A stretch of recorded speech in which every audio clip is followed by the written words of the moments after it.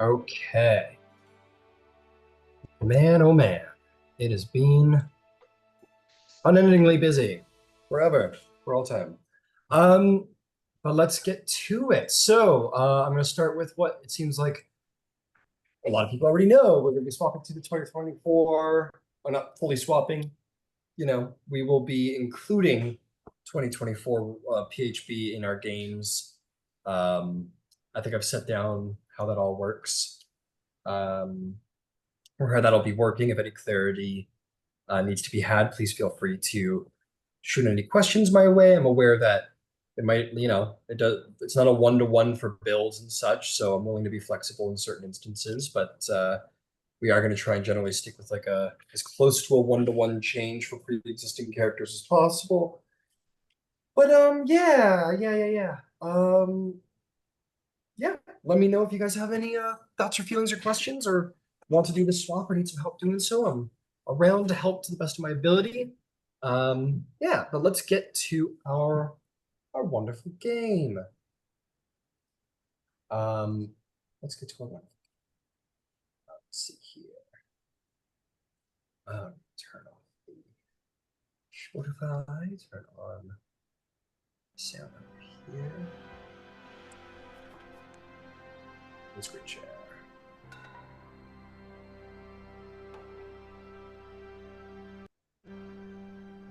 Oh.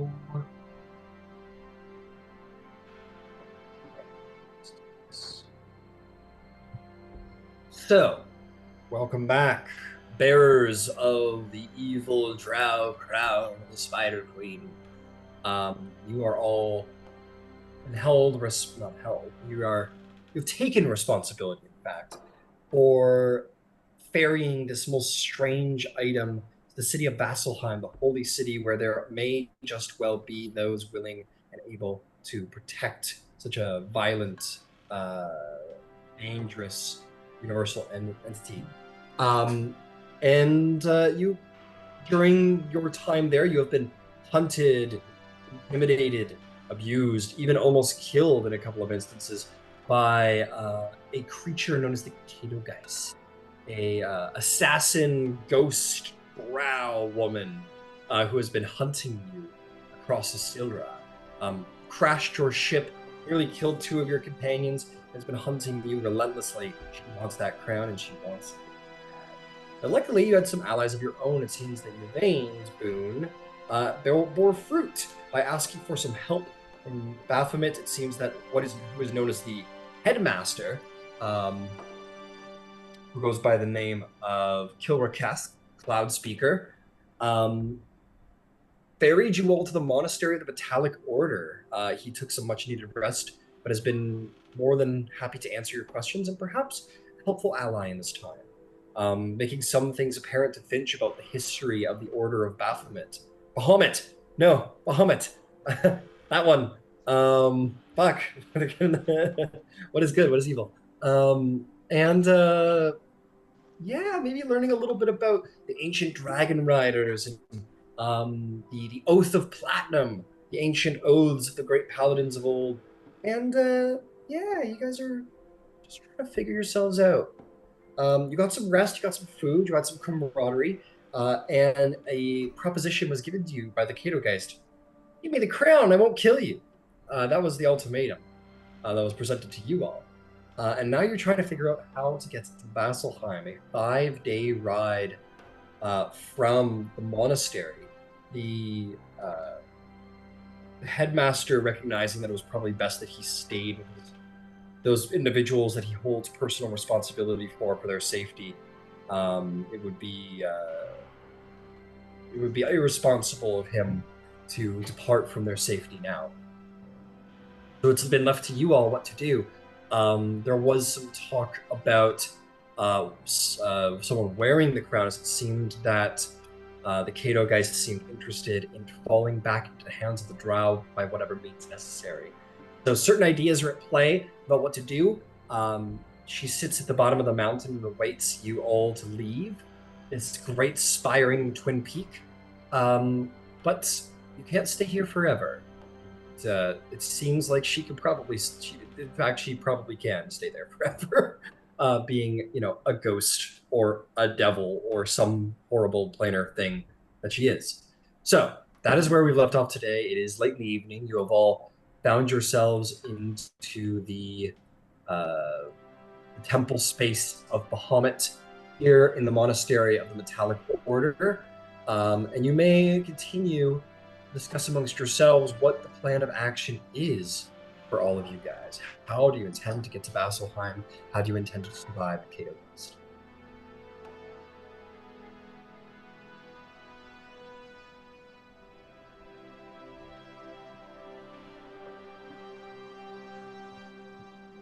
So, I remember last session we floated a few ideas, but hadn't really reached a resolution. No. So where are people at in regards to that, I suppose?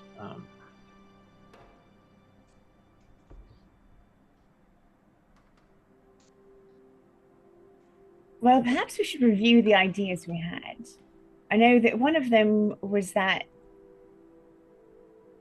we stayed together and just run like hell via flying, etc. I think we decided that we didn't want to split up no matter what we did. Zarvolg will say, I also put forth that I'm pretty good at traipsing through the wilds, better than most.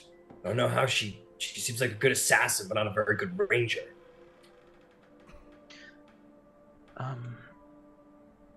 So if we could find a way to lure her to some sort of battlefield, we could try and set a trap.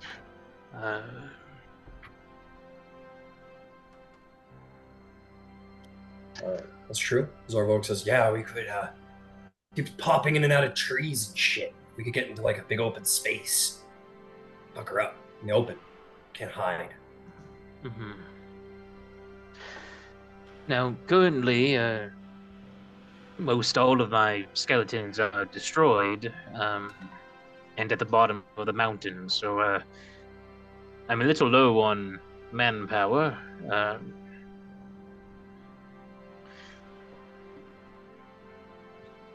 But I can help as best I can, whether that's laying traps or supporting as best as possible.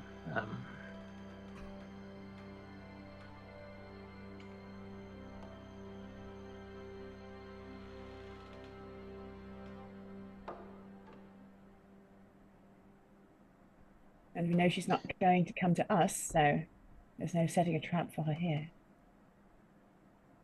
I think it would be made, would have perhaps been made apparent. Maybe Finch will bring it up, using Finch to help put in some information that you guys might have learned. Finch would say, "Oh yeah, as far as I know, I was told that this place was hallowed. That that's part of the protections of this place is that certain planar evil entities can't like step onto the grounds. So even if she could break through the clouds, she probably couldn't come into the actual monastery. So that's probably why she's sitting at the bottom. Be hard for her to come in here. But yeah, we can't really stay here, but can't really go up there either. But we could stay here to heal. Stay here to heal. You know, like we could be like, not that we want to spend 10 days, but if that's what it's going to take to get everybody back up and running, she can't rush us, right? Is that a bad strategy? Is that stupid? Am I missing something? I like that strategy a lot. We have a lot of people that are very banged up. I think we should use what time we have wisely. My worry, and I think spending a day or two here is fine, but we've seen what impact the crown can have even on the most sanctified holy places built to contain it. So I'd rather not leave it here longer than we need to, lest it actually corrupt, say, this temple itself, or heaven forbid, the headmaster that's sheltering us. I would hate to see him fall prey to similar fates as the Sphinx that we met. And that's why I put these things forward. Zarvolg says, also, who's to say that she can't call reinforcements, Mhm. Like, what if she calls in something that can come up here? I don't know.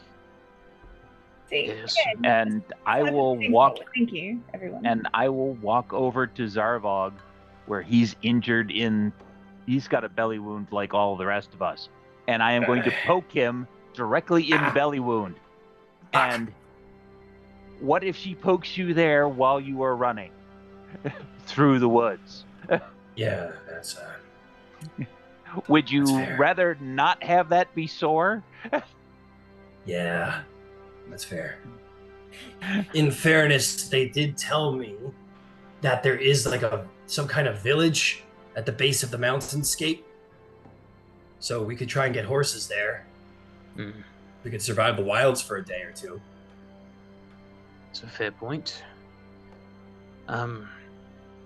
So maybe we don't try and ambush and fight her while we have open stomach wounds. That's fair.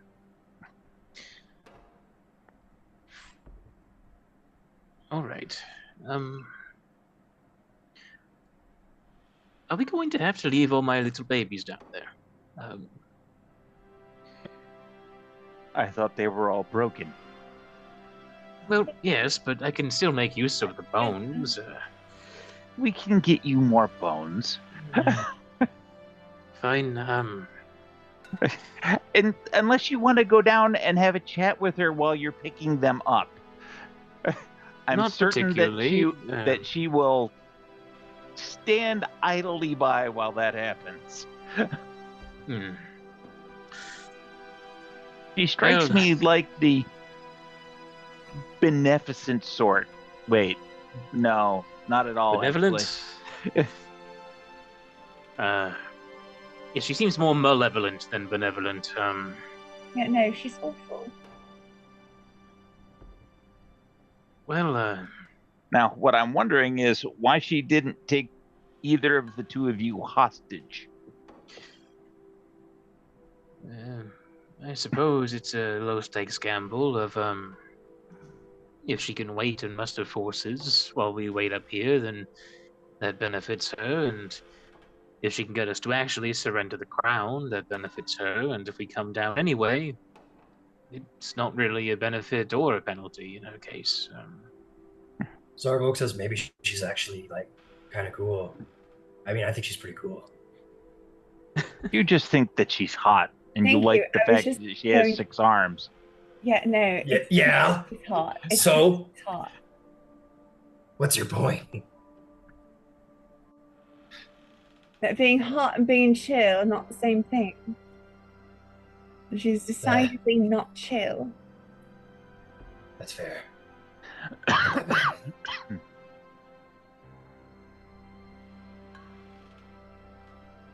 Are we any closer to deciding what we're going to do? This is awful. Like, I feel like it all comes down to we're going to make a mad dash for it. If we're going to dash as a whole, we should be as hale bodily as we can manage. Because she is.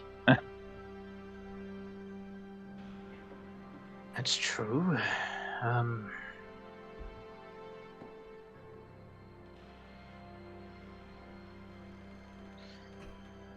Yeah, if we get into a fight, I don't think we're gonna make it through with these open fucking wounds. So, better avoid a fight. That much is certain. Should stick together. That much is certain.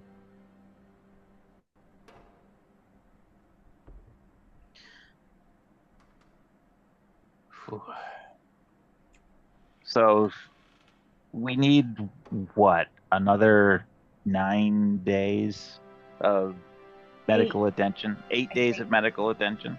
Yes. We take the 8 days. It doesn't resolve Glint's cardiac issue, but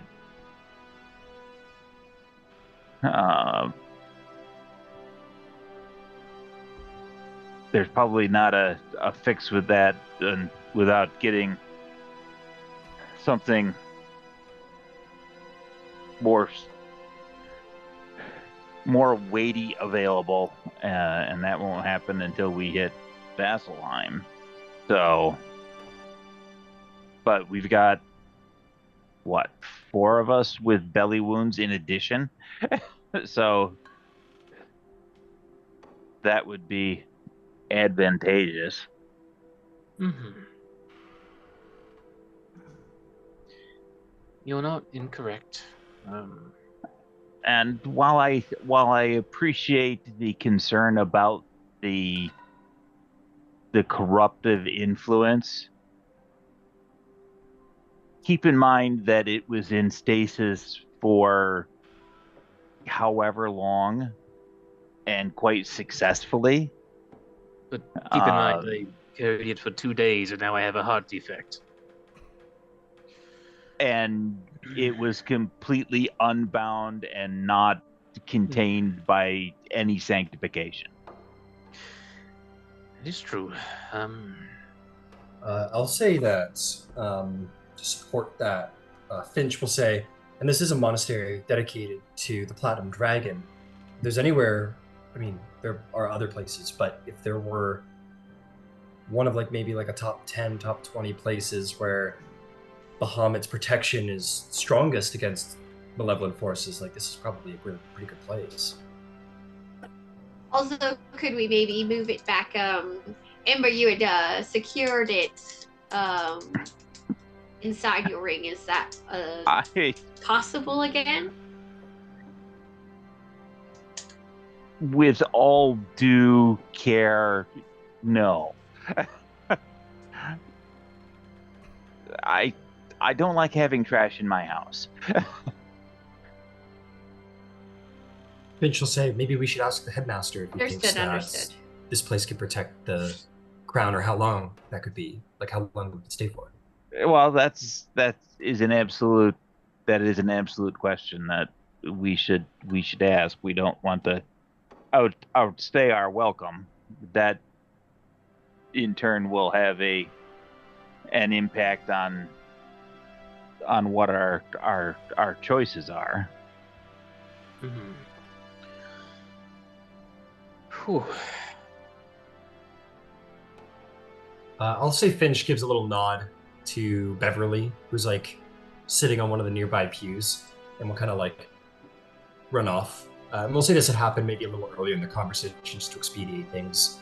And she'll return with the headmaster, Kilverketh, who sees you all and says, I was told that you had questions. I would be happy to answer any.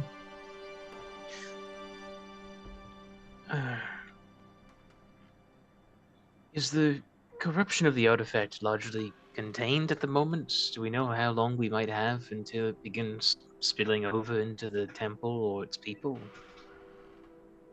These are hallowed grounds, and Bahamut watches over this place. He is the great god of protection, and if there was ever a place that was meant to protect people from evil influences, this is one of them. There are greater precautions I could take if I meant to have it present more long term, but the influence of this thing is mighty. And I am but one higher power here, whereas indeed in Vasselheim there are many. But that is to say that for quite a while, perhaps, I've never tried to contain such a relic before. Not on these grounds. Would an 8-day stay put you at risk?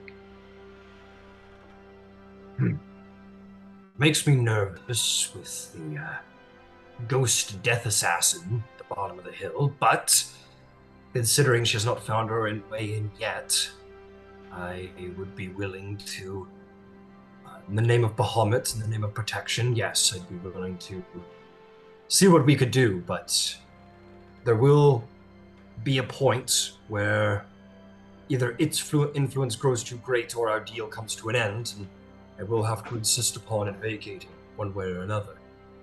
I have no intentions of handing it over, of course, regardless of what happens with all of you, but I can do my best to keep it contained here for a number of days. Well, our our our problem is that several of us have open wounds, which are going to make us less than physically fit for traipsing across the countryside. Of course. With Of course. some respite and some medical care by your folks and by Yvain, and we'll be in a much better spot to make that sprint. And it is going to indeed be a sprint, a week-long sprint that none of us are going to be in good shape, I would suspect, by the time we get to the far side of that. So starting with additional melees seems like a hurdle that, if we can amend it, we would be well served to do so. Then you will have sanctuary. You will have sanctuary until your wounds are healed, or until the crown can be contained no longer, and I fear for the safety of this place. Okay. That seems like a reasonable plan to me. Very well. If we can rest and heal sufficiently, then we will do that and then bolt. And bolt earlier if the situation becomes untenable. Very well. Does that sound reasonable to everybody else? It does, yes.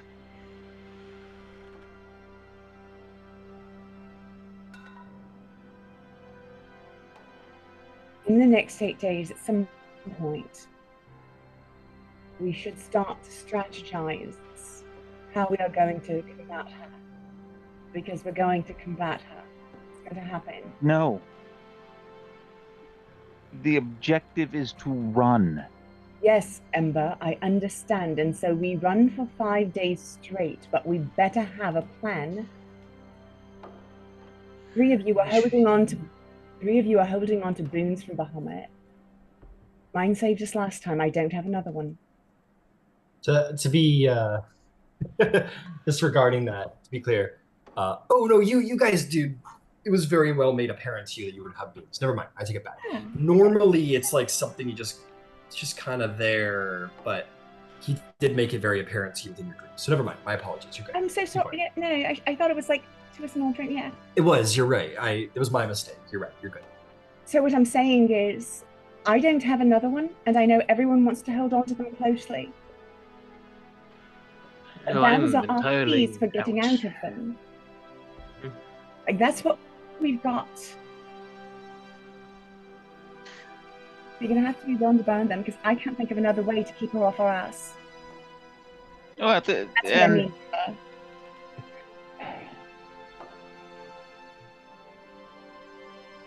That is something that is. It is going to be very difficult to strategize, because we don't know enough about her I think it's method of operation beyond the flip in and out of whatever solid object is going to give her the most significant tactical advantage. But it's Well, matter. there were a few things we were able to muddle through. Now we put our heads together on it. One, we're quite certain that she cannot magically sense the crown, because she's been asking us for information on it on multiple occasions to try and track it down. So it seems likely that she's tracking us as a hunter might, as Zarvolg has said. And we do have ways of covering our tracks. She has some other method. She has to have. Perhaps. She didn't have any of us to ask while we were correct mountain in the top sky high, and the ship. and she appeared out of thin air. If the legends are true, and I don't know if they are, but if the legends are true, the Spider Queen can use spiders as means of gathering information. That sounds like a fairy tale. True. We also had those strange folks following us at the end of our journey before the airship. We don't know that they weren't involved with her at all. Yeah, but we also don't know that they would have been able to give her our location when she found us. Like, you're right. We don't know, but that doesn't necessarily matter. What I'm saying is this. We have to be able to adapt to whatever the F is happening, yeah? So just hear me out. We have two people who we determine on markers, whatever. If these two people agree that we are in trouble, we have a numbered system for people to call for help. If you're number one, that means you're next up. And if nobody wants to do this, you don't have to. I'm literally just trying to figure out how do we keep running? How do we plan for the unplannable? That's all I'm trying to do. And if I'm being stupid, I deeply apologize because I know y'all. It's not stupid. It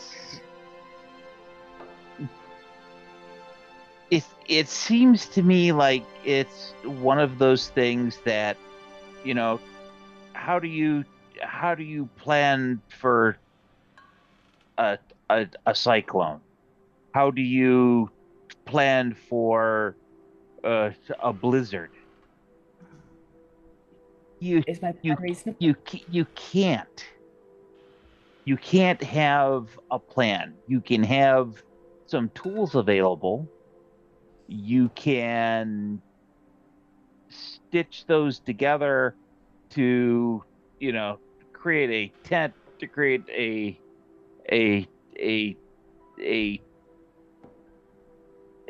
travois of some sort. You can make yourself as flexible as humanly possible, or divinely possible, or whatever. I'm going to say this with an enormous amount of love in my heart for all of you because I love you all. I love you all, and I know this sounds awful, but two people who could fly, willingly went down with the ship, took grievous injuries that made our situation worse. And we had talked about who could get off and who could get on. I understand you cannot plan for some of these things. All I'm trying to do is give us a fighting chance. That's it. I understand. When it comes to flexibility, we have done as good a job with that as we could have. I'll put forth from the headmaster. He'll say, "You speak true. I come from a time where the Cato-Geist is a well-known threat across Exandria.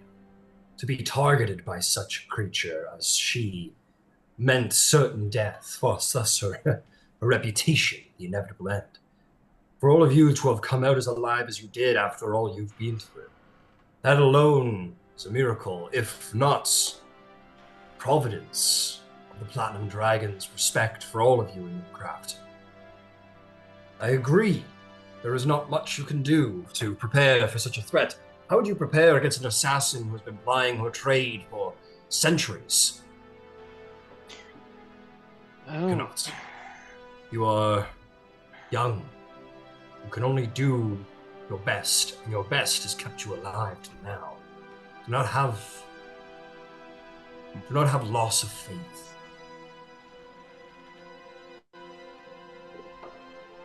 Go ahead. No, go right ahead. Has it strikes me. If we cannot truly set countermeasures, then there's two options. There is arraying the battlefield to our advantage and allowing it to that point, or we can flee. And I think it has been made quite clear that no one else is particularly fond of trying to set a trap or means of containment or an ambush, which means that we only actually have the one option. So what can we do to best affect our regress from this clusterfuck of a situation? And I think it boils down to Zarvolg plying his trade of covering our tracks and doing what we can to stay mobile. So how can we come together to cover as much ground as possible while still staying, one, off the beaten path, and two, difficult to track in a way that would keep her off our tail long enough for us to at least reach the city. Vasselheim isn't too far from here. It's only 2 days. Maybe less if we push hard. Overground.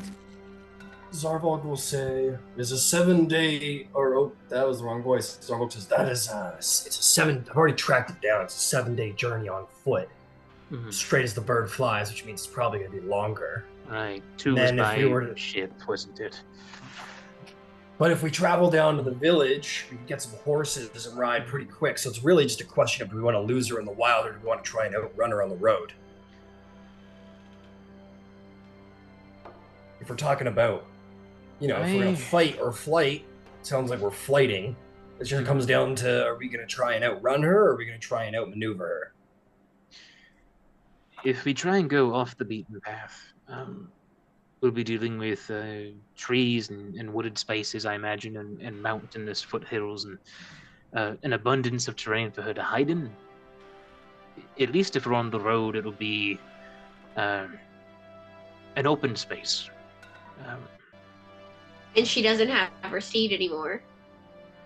Correct. So if we can deprive her of locations with which she can slip behind, find cover, phase back into, because we know that she cannot simply stay inside an object forever. At least I'm relatively certain at this point. Then I think sticking to open ground is in our best interest. She can hardly sneak up on us while catching up to us in a space with nowhere to hide. So I would argue... Also, what if we did a diversion? Something to send her attention somewhere else while we're running in the other direction. I was considering that, asking if the good headmaster was willing to lend us some assistance in that matter. Depends on the kind of assistance. We do not wish to make this place a permanent target of her ire. I understand. By my understanding, given the form you're taking now, you're not bound to your draconic shape. Do you think we could do something of a bait and switch where you take on one of our guises?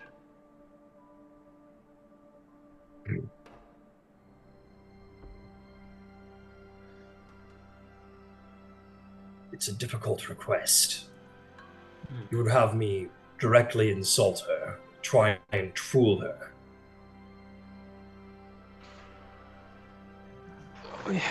Potentially, and I understand that, so by all means, Ember.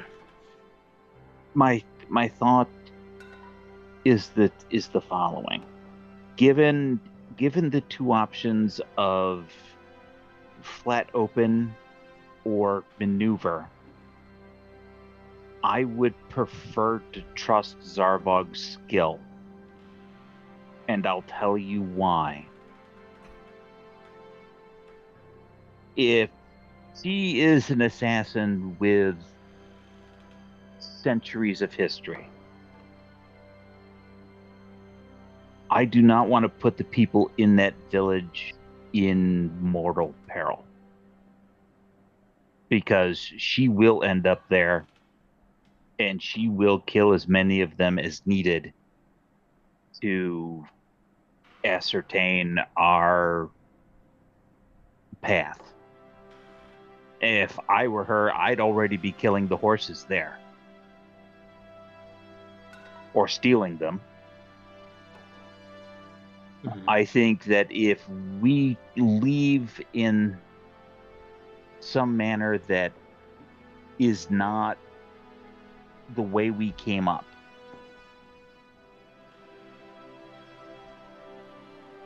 then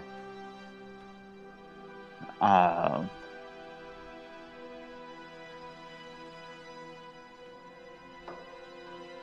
think that's good thinking, honestly. What if we even made it would keep us on our feet quite a lot longer, but what if we made an indirect route since she knows we're going to Vasselheim already? Like an indirect route there? No, absolutely not.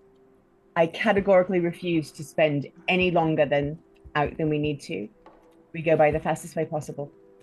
The headmaster says sometimes you must take a step back to move forward.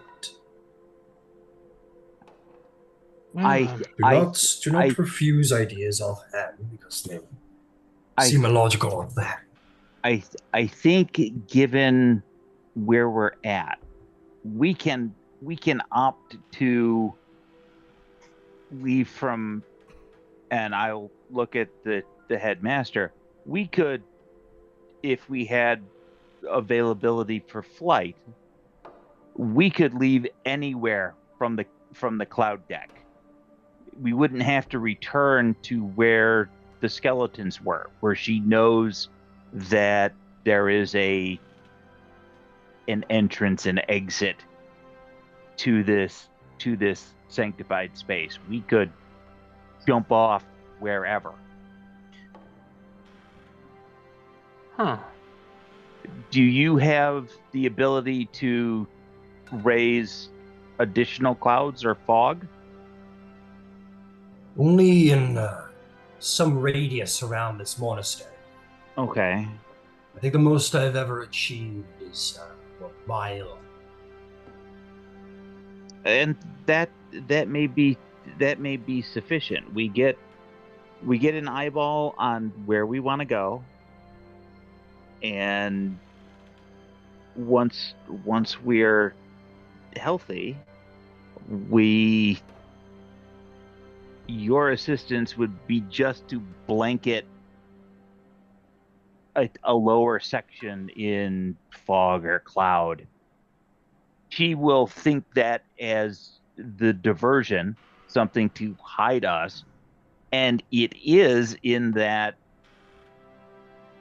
it's going to give her something to look at, something that she has to cope with, and we go in an opposite direction. We get to ground level with as much distance as our limited flight time can buy us, and then it's her chasing us with Zarvolg's skill in the terrain. After seeing him in Zephyr, I have no doubt that he can guide us and make us more maneuverable than she is.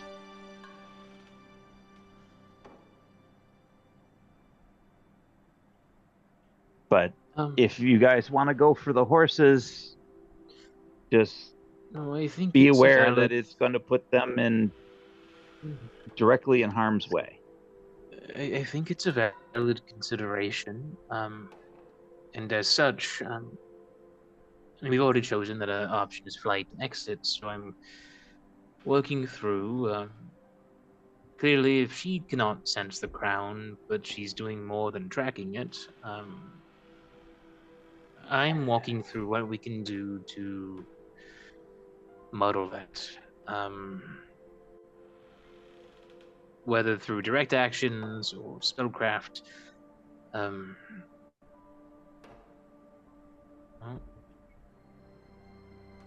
I have a few small ideas.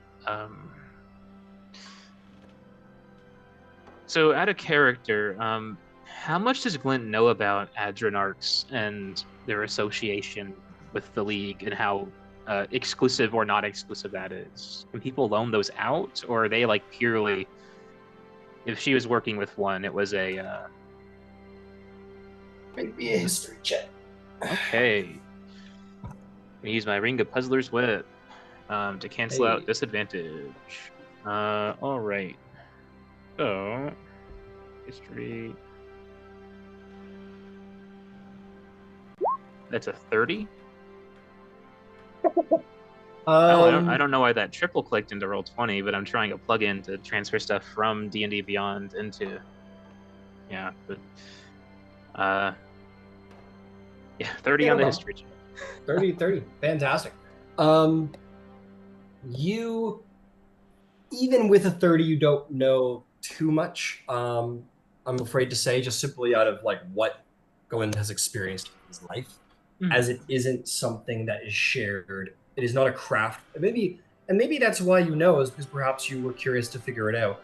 But what you know to be a certainty is that it is a close guarded magical practice kept by the League of Miracles, and the only people who have control over the creation and use of Adrenarchs are their spell rights. And there are only so many spell rights out there that function as the like top lieutenants of the League of Miracles, and they are the right and left hands of the Wondermaker, who is this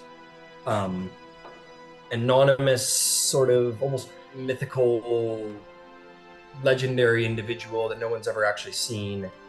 Some people say they've seen him, but who knows if that's true or not. He's the actual leader of the League of Miracles, or she, or they, who knows.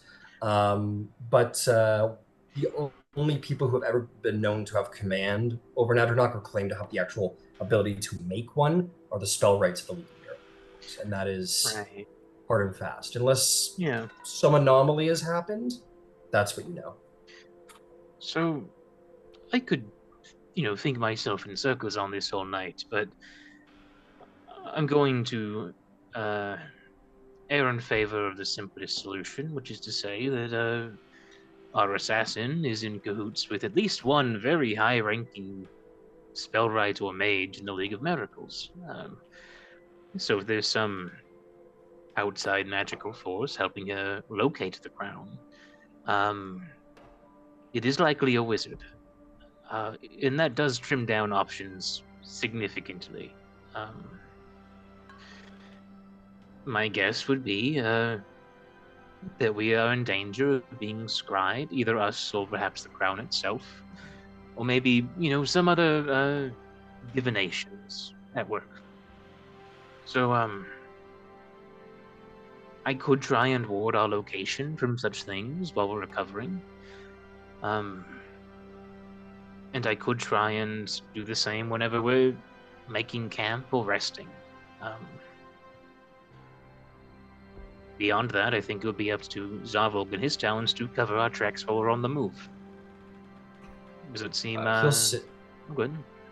He'll say, I can get us pretty, lost from people in the woods and find my way to wherever it is we need to go, but I don't know much about divination, scrying, and all that kind of thing. So, but you wizard types don't know a lot about the wild. So I don't. Exactly. As long as we stuck to the deep forests, with no landmarks, I don't know how much they'd be able to actually point anyone in the right direction. Precisely, and I think that might be why they were able to find us when we were traveling by ship, because one of those revenants was likely an agent of Loth and sent ascending, and airships do follow specific routes.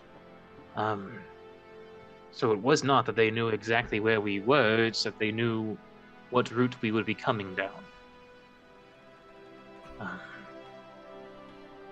Was that a line? I hope I'm not missing anything obvious. I'm just thinking aloud as I pace through it. And out of nowhere, Yvain's going to say, "Oh, the Azumite underneath Amon is gone. Forgot to tell you that." Well, the motherfuckers.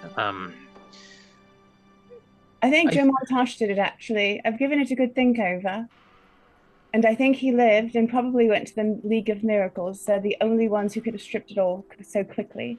It's a lot of assumptions in that work, but I'm pretty sure that's the case.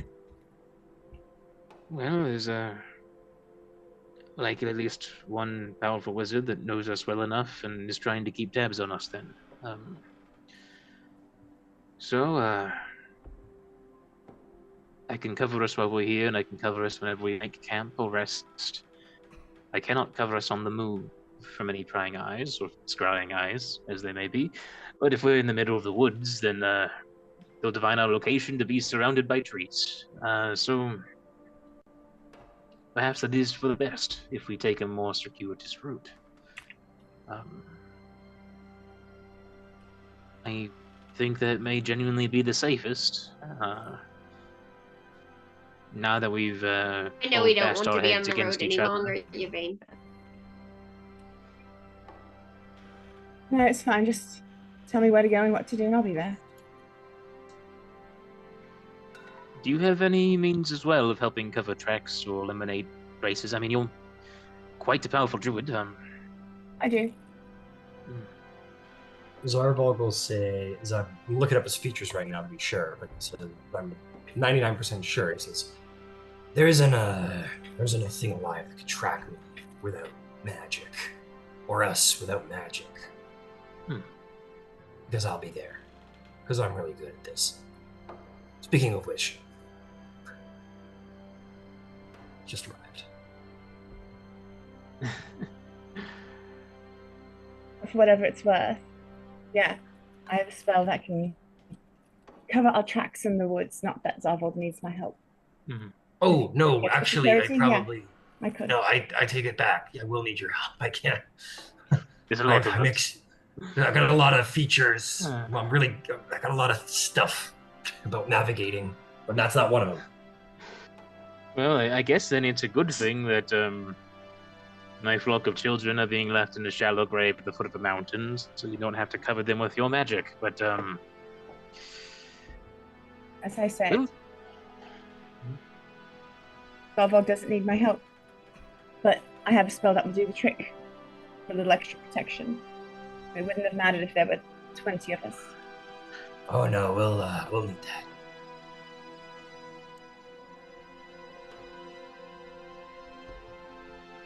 Yep. So he wouldn't have said that because that was my goof. But yeah, Revised Ranger doesn't hide path of travel. So yeah, he doesn't have that ability. My bad.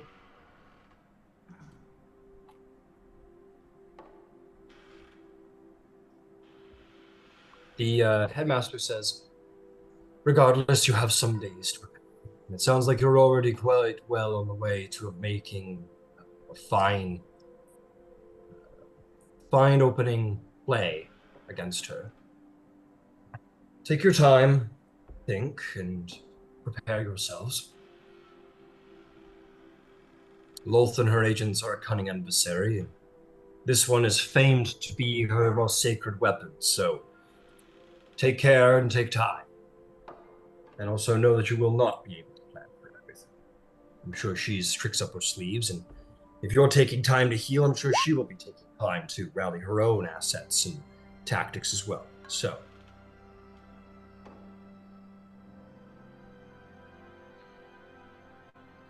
Well, so I guess the question for the moment, at least, is what can we do to prepare while we heal? And how long do we want to wait here? We should probably talk to Yvain's librarian friend to see if there's some good maps of the area of the forest around us. That's true. I've seen one already. Looks like this. And he will, yep. Yep. And I need to resummon my familiar and maybe give it a more utilitarian shape for the moment. Something about Find Familiar 2024 handbook rules. Oh, they updated it again since the calamity. Indeed. For the second time. Uh, Now it could be any beast of CR0. I could summon a deer familiar if I wanted. Money grubbing, really. At that point. It sounds like they just took all of their best parts of all of their books over the last 10 years and just kind of put them into one. Really is just a highlight reel, isn't it? Well, $59.99. Not for rangers. I like the ranger changes. I'm going to try it out. Also, welcome back, Real Zarvolg.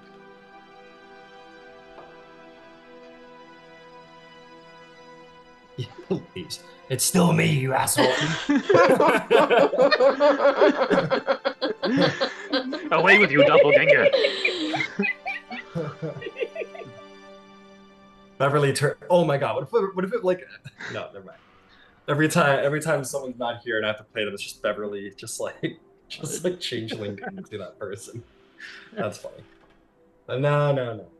Because oh no, he's back. No. Doppelganger Zarvolg is scared away.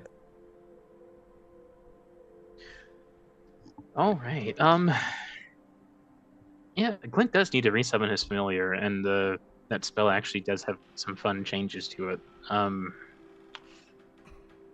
Would they have materials for it here? I think it uses like incense, which I assume they have at a temple. The headmaster says a brazier and incense. Yes, indeed. I think we should be able to manage that at a holy monastery. I'm very glad. You have been extremely delightful and kind hosts to us. Bahamut guide. Well, glad to be of service.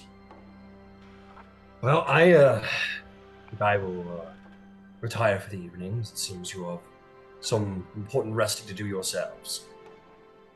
I will be available so long as you require it over the next couple of days. And the headmaster will depart.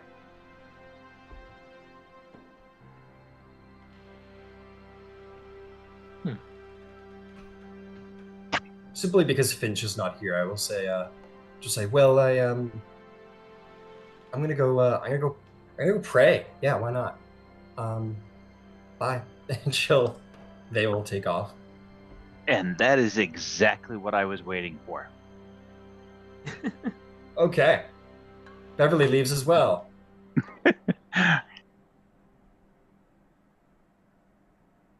If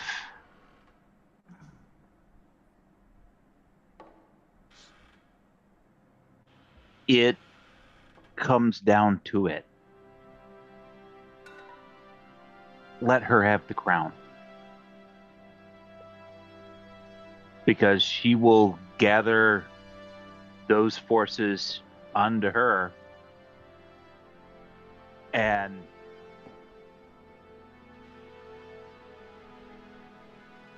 that's something that can be emoliated. I wouldn't necessarily be happy about it. Well, no, you'd be dead.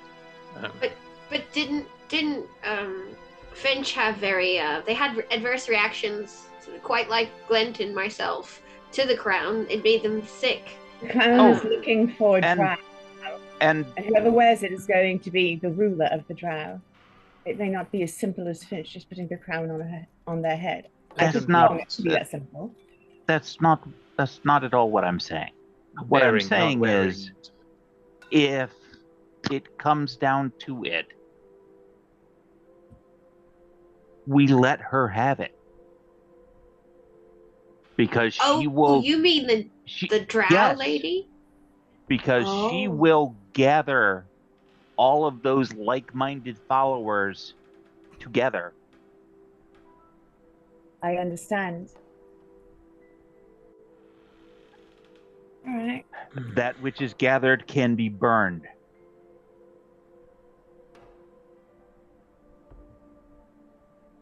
Fine. That's not my primary choice, but it would get us out alive and allow us regroup and fight And have another day. a better plan for a different day.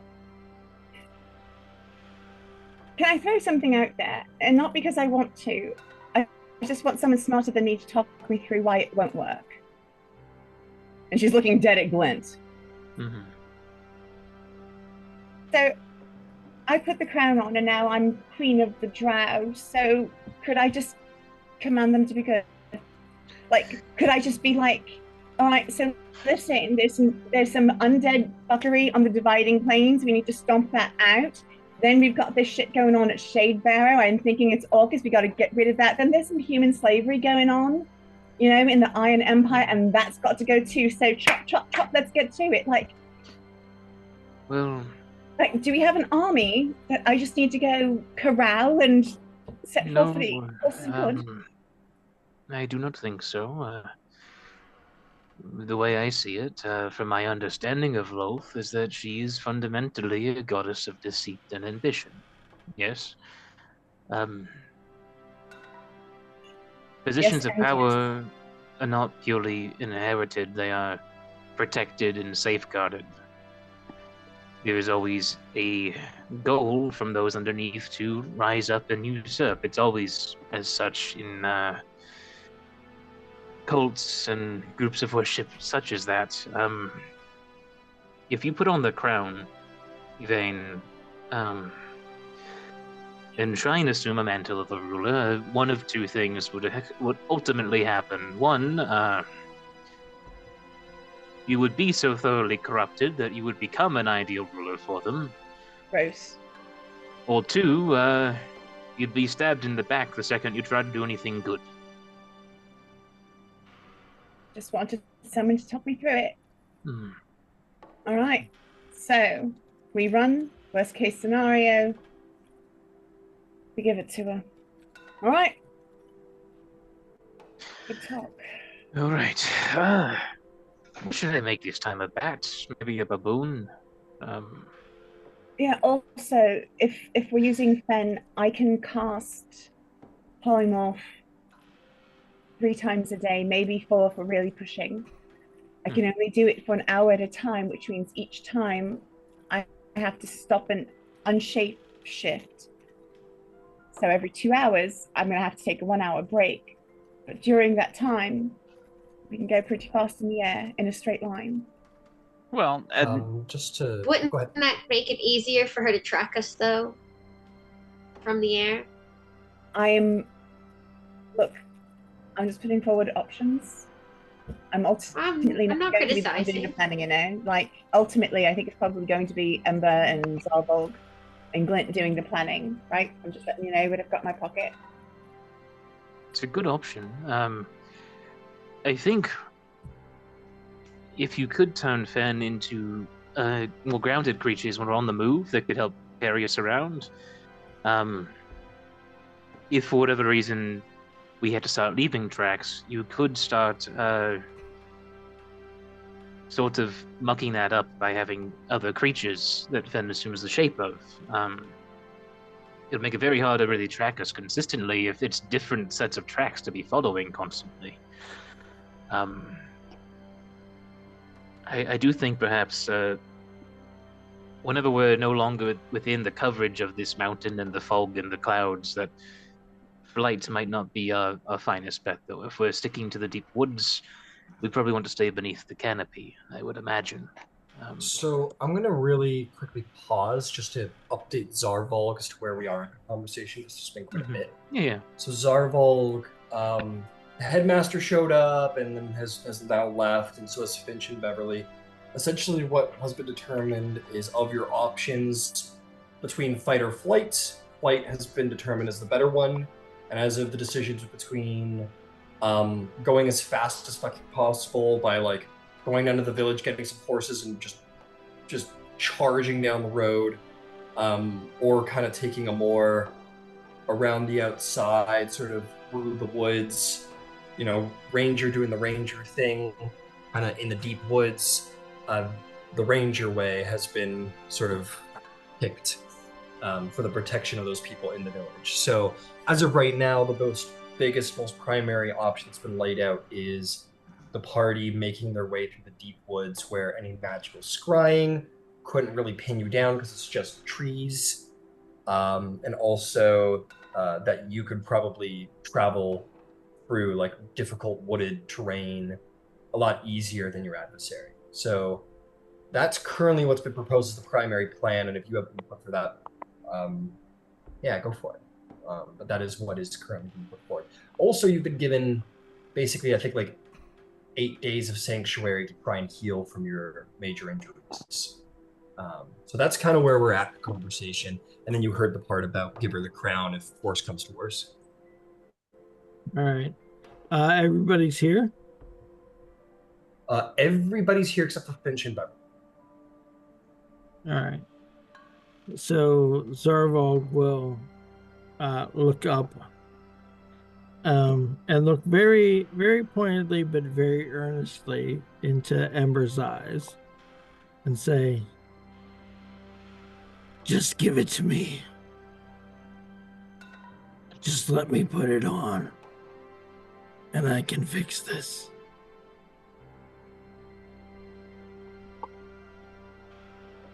You want to become one of those slave-mongering iron look-alike assholes?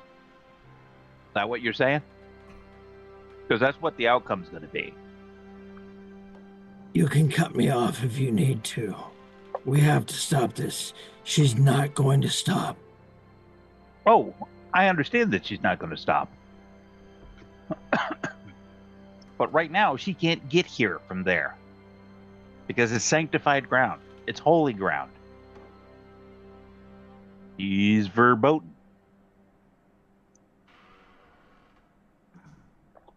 Can't stay here forever. We're staying here just long enough so this, and pokes you in your belly wound, isn't a hindrance. Like mine isn't a hindrance. Like any of the other 3 of them that we have aren't a hindrance.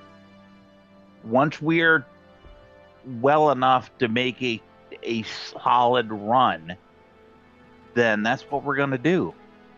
We're going to get it to somewhere where they can stuff it in a box made out of whatever they make those things out of, and, you know, stick it inside the sepulcher for the Raven Queen, where something that's undead that wants to get their hands onto it had better be having the luckiest day ever.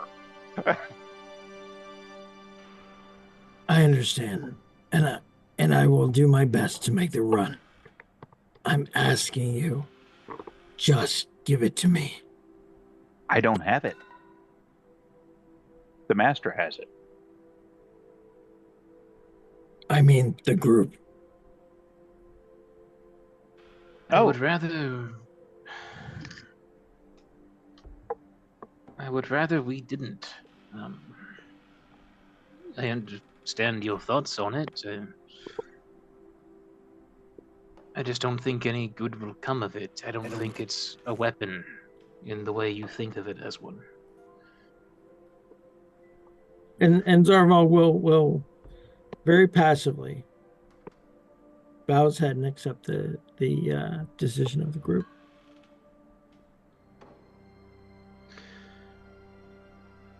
If things grow more dire, it is not that I mistrust you, Zarvolg. I simply do not want you harmed by something if we can avoid it. That thing is poison. It poisoned Blint. It poisoned me to a lesser extent, and Finch. The stronger it will poison your mind. We can't risk that. So Zarvo will wink at Nyx and lean in close to Glint and say, "I'm going to die in the revolt anyway. This might be the better way." For who? for everyone. Not for you. Not for what you want. And I've known for a long time. I don't matter. That's not true. What? Oh, we need to talk, sir. Group therapy, pause. Like the pro wrestler X. No, it's I choose not to believe that. It doesn't really matter if I'm right or wrong on that. It's simply that you do matter to us. I can't speak for the wider world, where you came from, or where you might end up, and where you plan to go, but I can speak for my heart, and I think on some level, some of those around us here as well.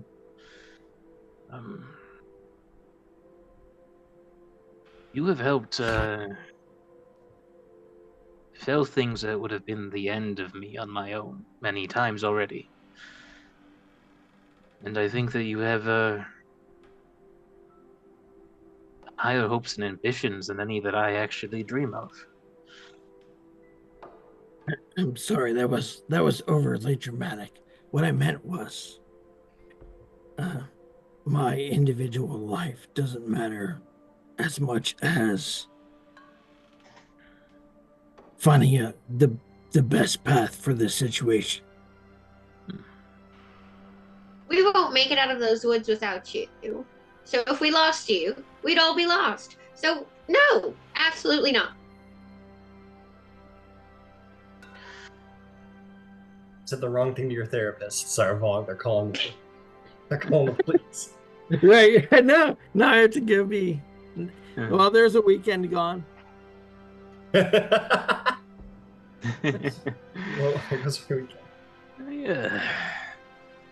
I understand that this is a dangerous situation, and that there is genuine risk that some of us may not survive the task. But I would rather not plan as if that is a necessity.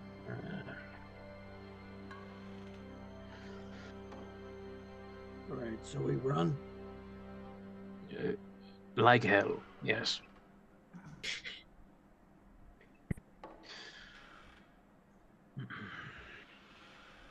Headmaster immediately appears and slaps you across the face and just says, "Dare you speak that plain in this holy place?"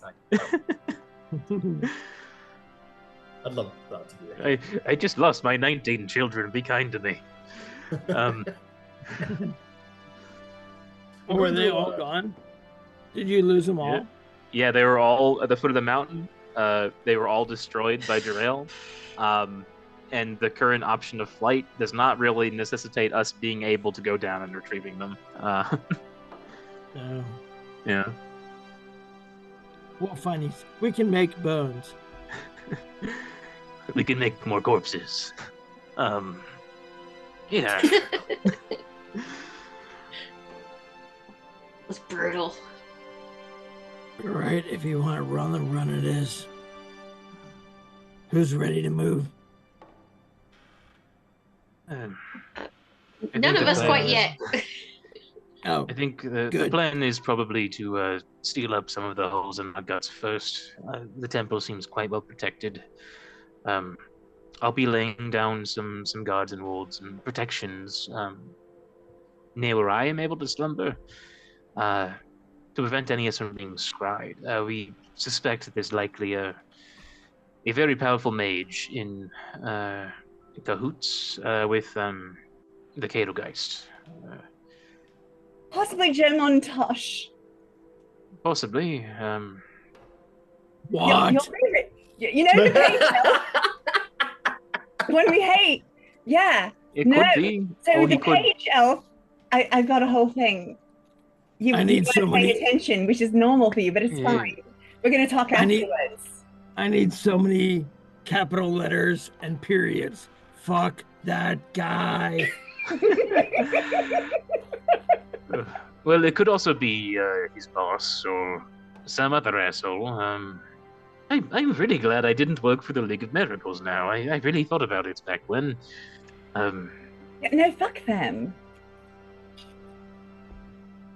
But if there is a wizard or a spellwright or some other, mage working with her, I expect that there might be some divination magics at play to help her know where we're headed. So, Speaking of He that, already knows. We've told her where we're headed. with the route, as it were. speaking of that, if we're moving this thing, is there no one around here that can? I don't understand how these magics work generally, but is there no one that can hide this thing from divination magic? I can hide it. That's an excellent.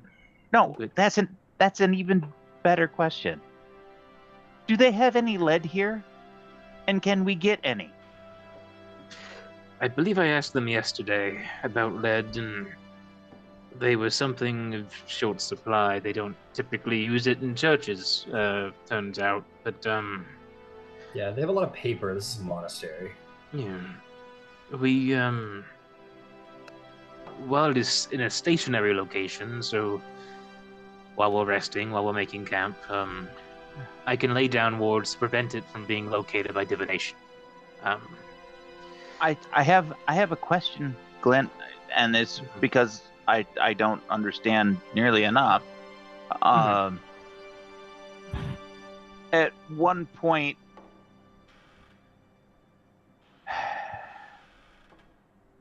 I got paid in lead coin that were glinted in silver. That were gilded in silver. I couldn't tell the difference. You still have it? No. This is when I was running the tavern before Mom took back over. But just another freaking colossal failure. But is there something intrinsic about lead? Could gold do the same? Because we have a fair amount of gold coin. So lead itself is the most effective means of blocking most divinations. It's something about the specific frequency of the weave. Even the thinnest sheet will stop most divination spells dead in their tracks. Now, you can achieve similar results by effectively building walls around something. Now, it's much more inconvenient. I believe it would probably take up to a foot of stone or other metal, and much more of any kind of organic material to try and accomplish what even the smallest millimeter of lead would. If we have means of carting around a small boulder with us, I could do something of the sort. It would stop some things. Mostly the shorter range options, and it would probably really confuse someone that was scrying.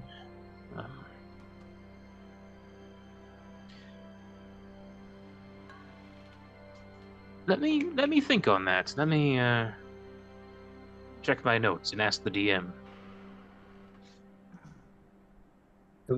What?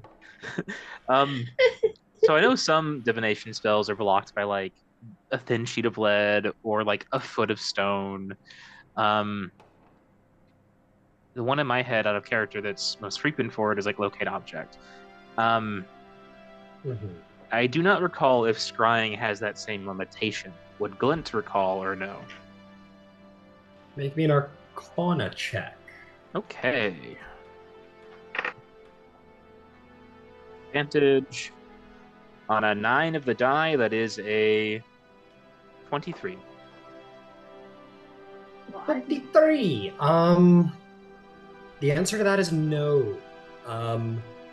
When it comes to the use of lead to deal with divination check or divination stuff, it usually has to do with things that are like directly one-to-one trying to detect it. When it comes to like larger spells that are like basically connecting to greater beings for their power.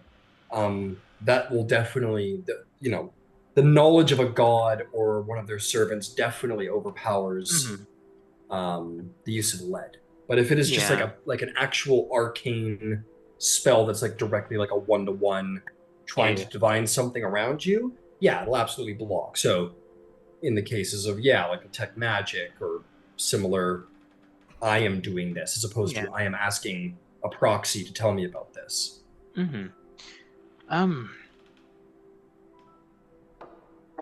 So the short answer is it probably wouldn't help us over much without a little bit of lead. I could do something to cover some more like emanative effects that are close range locations, but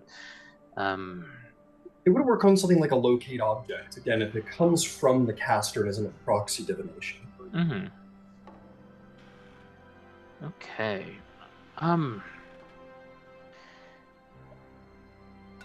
I suppose maybe if we're lucky, we could ask around and see if there are any lead used in some of the furniture or decorations, because some things are lead plated with brass or silver or gold or something else to ascertain the rough weight of a finer metal. But I don't think we're going to have good luck if we walk around an ancient temple and ask the priests if they have any counterfeit goods. So, sort of a slim chance. But I could seal it in something else as best we can to muddle a few things that might pick it up.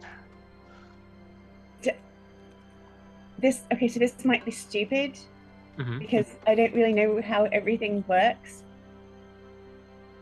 But I've heard that there are people who can turn lead into gold. Could we turn gold into lead?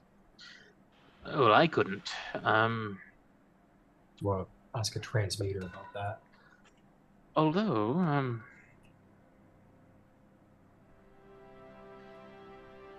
Ember, you have been studying glasswork, yes? What was that? I'm sorry. You've been studying... Zarvolg. that was Zarvolg? Oh. How has that been coming along? Oh, yeah. Not very well at all. You should have seen the crazy-ass old coot. I was trying to get to teach me glassblowing. It was not good. I found an elf a very pretty elf, by the way, much more enjoyable to be with, that in like 3 days taught me more than this crazy old fucker taught me in like 6 months. So, you might know more than I, as you're more of an apprentice, a journeyman, and I've not really... Glass has not ever been my forte. I've heard of lead glass. Oh, yeah. In some crystal lead. Is there actually lead in that? Yeah, I believe so. Could you... sorry, just for a second. Glint, could you make me a history check to see if Glint has ever heard of lead glass? Yeah. Okay, I'm gonna burn a charge on... Actually, I won't. I'm gonna see what the disadvantage roll gets me. That's gonna be a 16. A 16?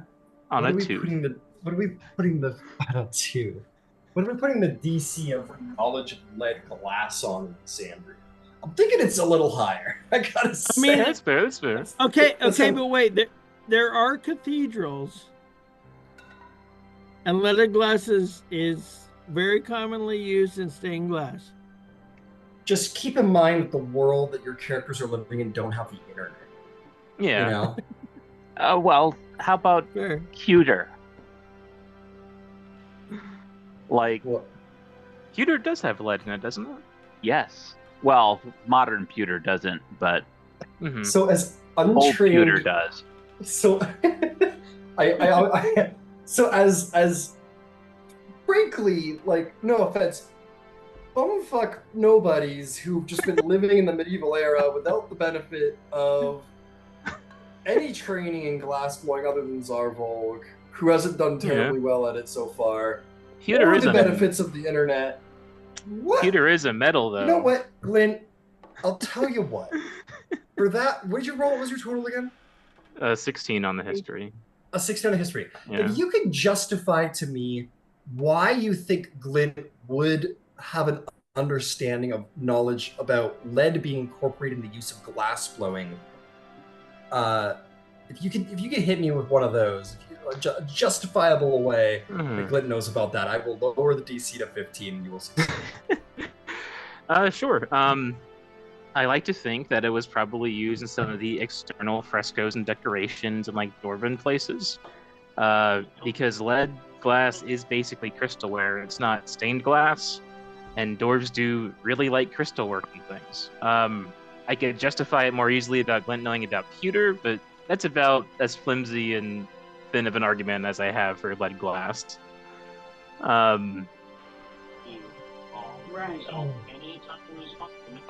Okay. Very, very well. By the will of your heritage as a dwarf, who are love to craft, despite the fact that there's no sun underground, for glass, but they do use glass in fairness, and they do like their crystals. Fine, I will give you the knowledge of. I will say Glint is aware of the use of lead in glass blowing. We could maybe get lead if we asked them to part with any really nice all of their crystalware, but I think that's going out on a limb of testing their hospitality. Strip your monastery for parts. We're gonna need all your silverware.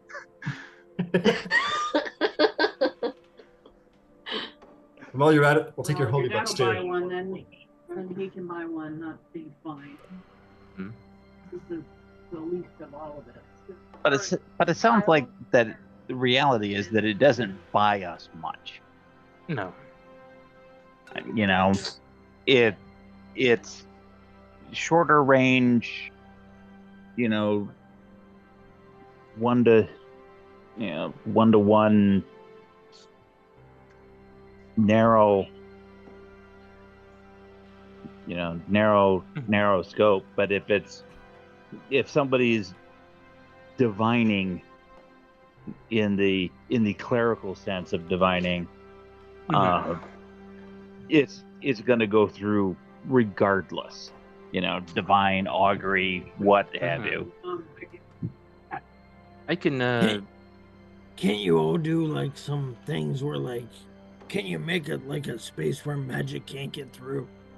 Yeah, so I can make stationary spaces, so I can guard us while we're resting, and I can help us when we make camp. But on the move, it's going to be mostly, I think, down to you and Yvain.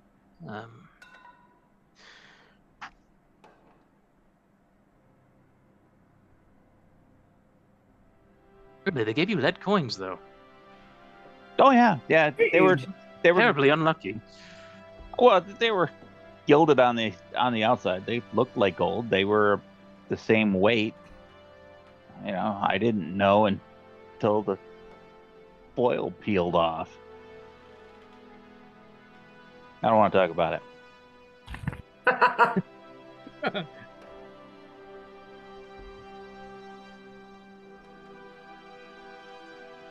That's another reason that I'm not a fit innkeeper. I can handle the cooking, I can handle the people, but the business stuff was a disaster.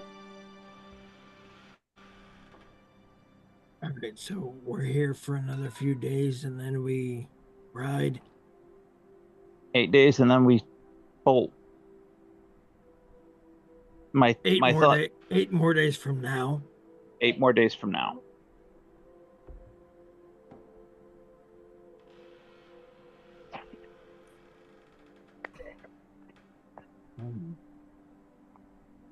Do they have a glass blower?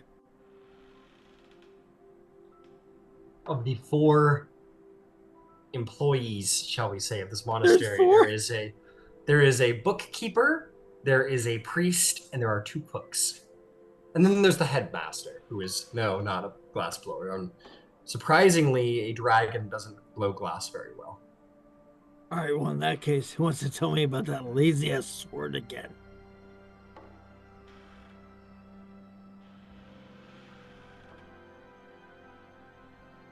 The sword that lays under the tree that doesn't want to do anything. That's all Finch. Oh, You are welcome. You are welcome to have that conversation. Oh no. You are welcome to have that conversation. Oh, is it a thing? It's a weird Bahamut thing. It's a. You say in the Church of Bahamut.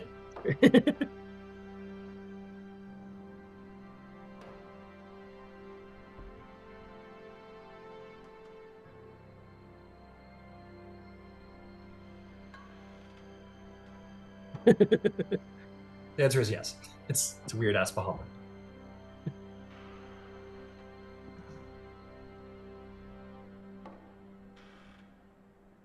Okay, you guys all want to get some sleep?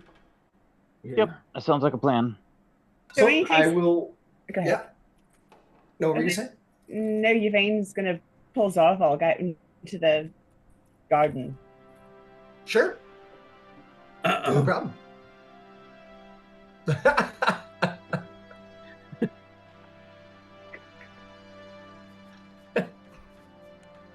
I'm in trouble.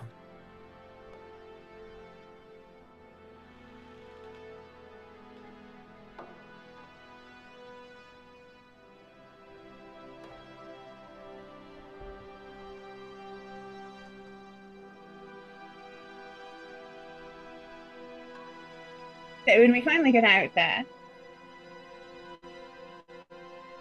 so it's just some sort of prophetic dream that you've had about dying in the walk me through this, because this is the first I've heard of you, dying early. I'd rather you not, if we can avoid it. Yeah. No, I get it. That's how revolutions work, though, right? And, I don't know how it's all going to work out, but, I've told you before, I really do think one of us needs to put on this crown. And it can't be you, so it's got to be me. Why can't it be me?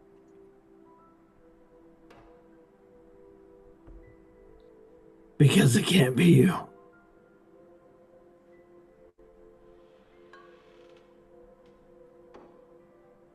Who's going to save your people if you die doing this? Come on, man. Oh, I won't die. I'll get a little more spidery. You don't like spiders. You don't even... You still get creeped out when you talk about my fluffing up the leg. You don't even like it. No, I don't. I don't like it. But, it's kind of my thing. Anyway, they're not going to give it to me. I'm not giving it to me either, so... So let's just take it. Right.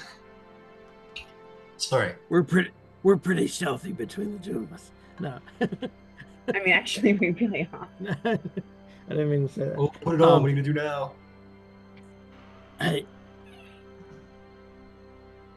Listen, I've never been shy or unclear about this. I think that somebody in this party, I think it's a mistake to give that crown away to anybody else. It's clear that only you and I could wear it. It can't be you. So, my final suggestion was that it was me. They're not gonna let that happen. At this point, I'm willing to just go with it. We'll try and run. I'll get us through the forest, and that's where we are.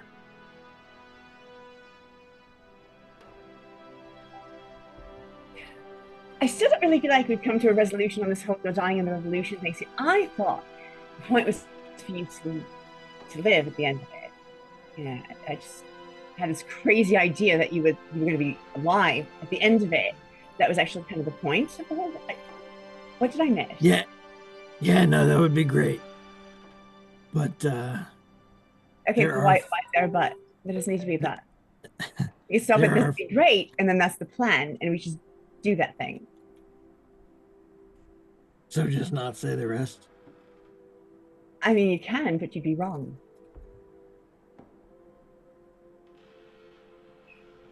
Regardless of how it ends, I'm hoping there will be a statue. Become the Oh. king of the drow, you'll get a statue. Right? I know. Will you stop it? Stop it. What? Listen, With it's the a voice fucking from crowd! out in the With middle of the nowhere, fucking and I crowd! need you to just ignore it because it doesn't make any sense. I'm allowed to say this shit because the spider crown is around, so I'm allowed to kind of like try and crunch it. It's actually true. He's very allowed to say all of it, and there's nothing I can say about it. I'm gonna sit here and pout and look adorable in the moonlight because I can. Hmm.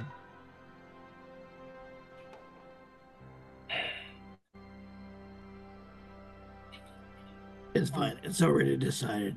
I'm gonna lay this out. We're probably going to give up the crown, which is fine. We'll find another way. You said you'd come with me south.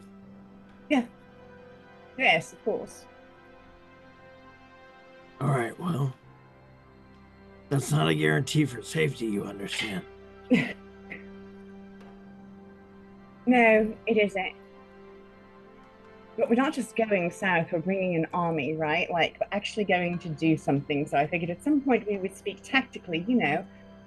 Who's running the place?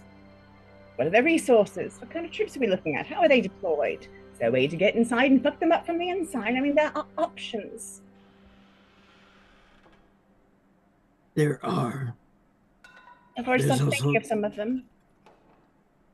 There's also time. We're running out of time. I don't understand.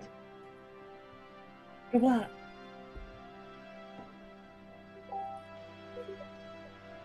Is there a deadline I'm not aware of? Do you remember seeing the young drow children pouring out of the cave, running away from their homeland? I will never forget. My people have been living with that for probably decades. They don't have time, Yvain.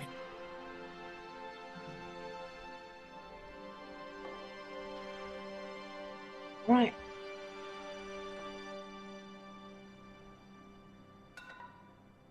And that's what we do when we're done with the crown.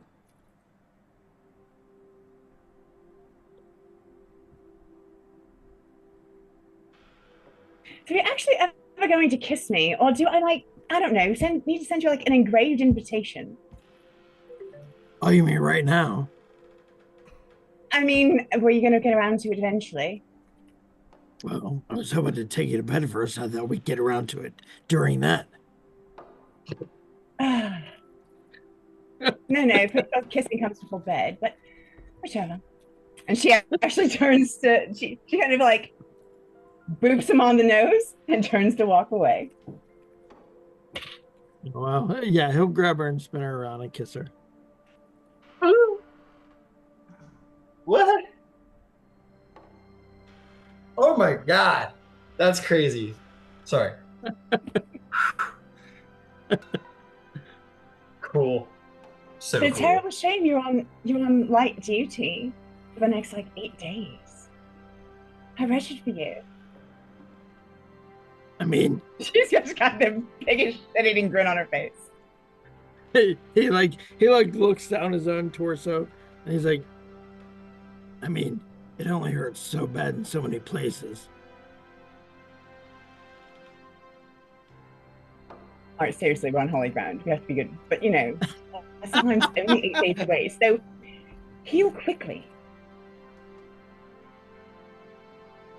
All right, fair enough. All right, come lay down with me for now. Fine. And she will actually like kind of curl up around his arm, and wherever he leads her, that's where they're going. All right. To bed. Wow. This is incredible. This is crazy. I didn't see this coming until like that under the stars situation. Then I was like, oh, something's happening here. Oh my god. Okay, this isn't about me. Moving on.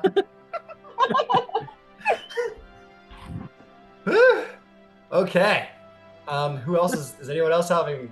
Yeah, you guys head down to the dormitories and see like the two cooks and the priest and the librarian and your companions all sleeping. You guys climb into a bunk together and go to sleep, and it's very cute. I mean, there's only 4 of them. We established there's only 4 of them. Yeah, there's only 4 employees and there's your party too. So, so there's that. The Storm Lord and Sahini look at each other like.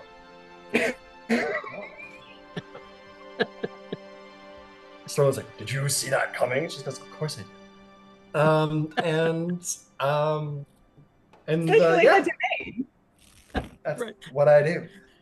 Cord is like, son of a bitch, every time. How do I always miss it? It's like we literally made that starry sky together.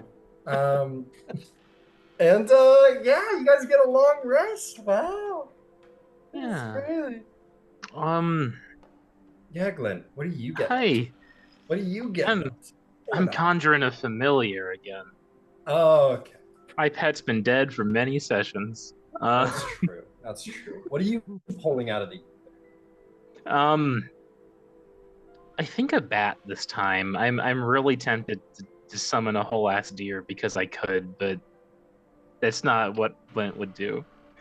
Just runs around in fear and then just like smashes. I like a everything. deer, yeah. Yeah. Yeah. Okay. Sweet. Yeah. So let me see if I can even put up the spell card here.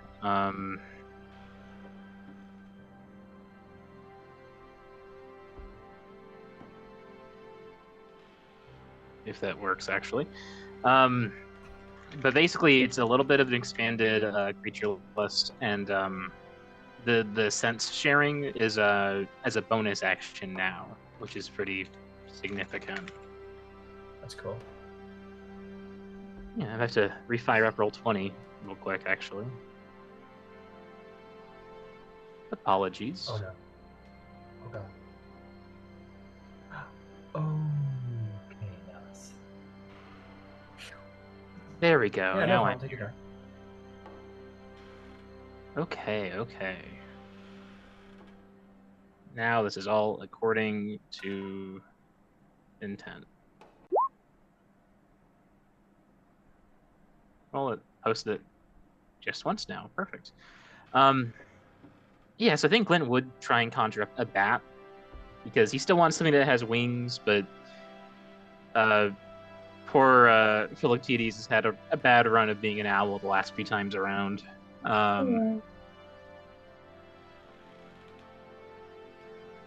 Still the same spirit if possible, but definitely a new shape. Yeah, it's the same spirit. No problem. Sweet. You call up this bat, and the bat sort of appears from the silvery flame of the brazier, and the bat sort of looks at you a little confused. Sorry, a little high up. I figured it'd be sort of cold, so I wanted to give you some fur, and honestly, I kind of need a good pair of ears right now as well, and well, you know. So, you know, you're a mammal. Congratulations. You can hang out here with me if you like. I'll be casting some magics. And yeah, Glenn's going to also lay down a private sanctum spell around wherever people are bedding down, if possible.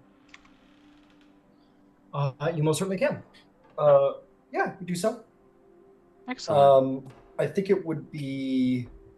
I gotta go double check the spell real quick, but I think if they saw you casting a spell and someone might ask curiously, like, what are you doing? If you explain it to them, they tell you that Hallow would block that. Okay. Not your spell, but it would achieve the same needs, is what I'm pretty sure. Awesome.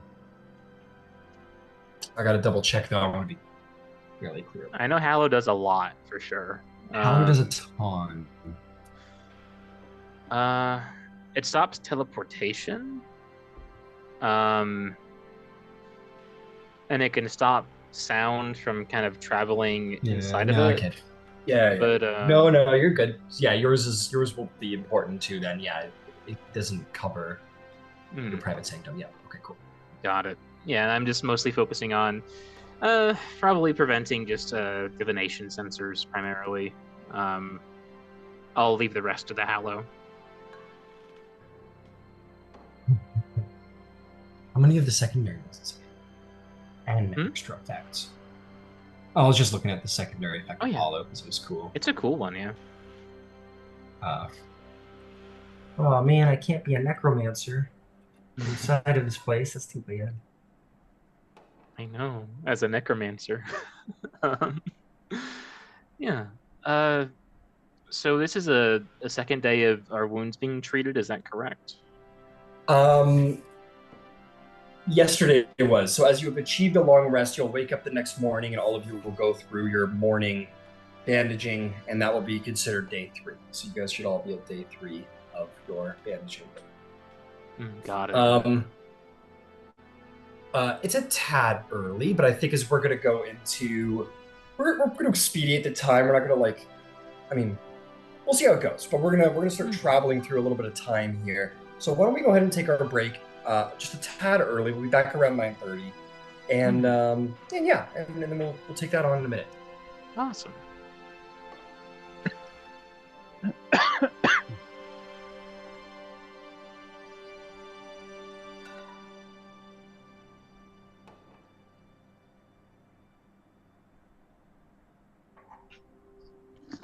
I'm gonna grab myself a drink, but I'll be on my headset.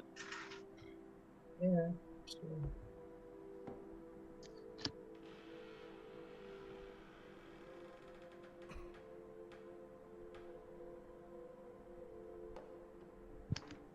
Yeah, I was checking the familiar rules, and it's just any CR0 beast, and there's a shockingly broad number of CR0 beasts. That's basically every creature out there that doesn't scratch your eyes too hard. There's some chimeric creatures in one of the books.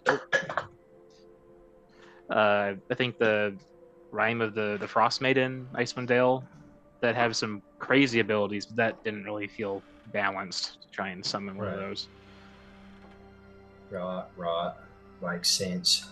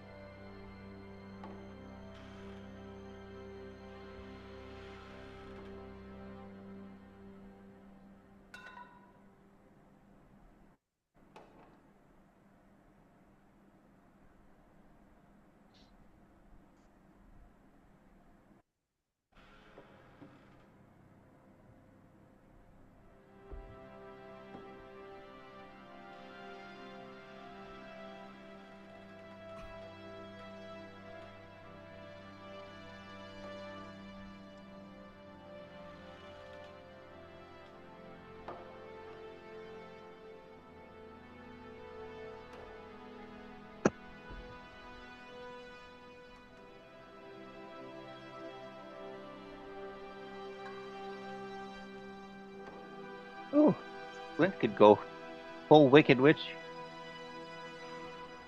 Because flying monkeys have a CR0. Hey, that's great. We love that. So yeah, I'm totally taking your sixth seat, Ryan. All right, you're on. Man, that was quick. That turnaround was quick. But yeah, happy to have you. I think, man, you in a political intrigue game, I better watch the fuck out as well. To make life easier, I'm going to reprise a previous Eberron-based character, Cool. and Very cool. is not a charisma character. In fact, Okay. charisma is going to be the dump stat. You can be, hey, do your thing. If you want to be the charisma guy and all Oh that, go no, for no, it. no. I like the thought of Elizabeth. She is a mark of healing halfling. Okay. Oh, okay. Very cool. Very, very cool. Yeah, her class is necromancer. Oh, very okay. Wow, there's a lot of interest in that side of the world, it seems. Very cool. But it's very, very heavy medicine, very little bedside manner. Okay. Wow. Wow. Thinks nothing about using life transference and vampiric touch to heal the party. Wait, what's this for? For Eberron. There's going to be an Eberron game on, yeah. Ah. He is interesting. I got the player for a one shot, but he deserves a longer run, potentially. And could not agree with you more, because I ran that with you. And a doctor could be really interesting, particularly one who does healing stuff, but not in the namby-pamby whining to some god type way. It's made out of muscle and bone and ligament and stuff. You just need to put some energy into it. I love this. One of the first role play groups I ever played with had a similar doctor. He was a ghost. He was a World War I ghost that came back and was used to doing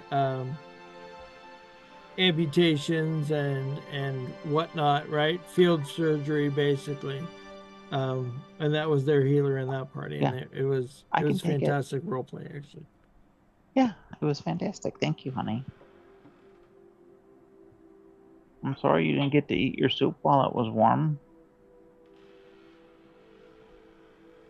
I'm sorry, honey.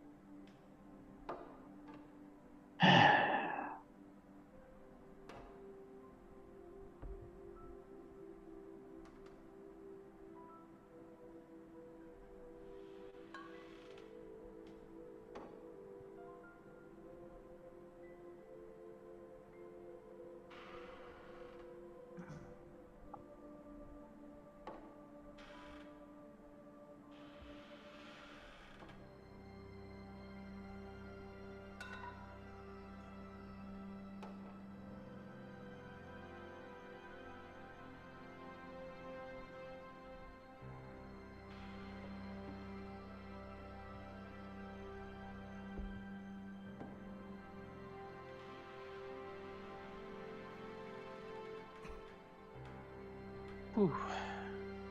Okay, I'm just going to use my phone as a hotspot for now. Ooh, it's prevalent over there, huh? Yeah. Good.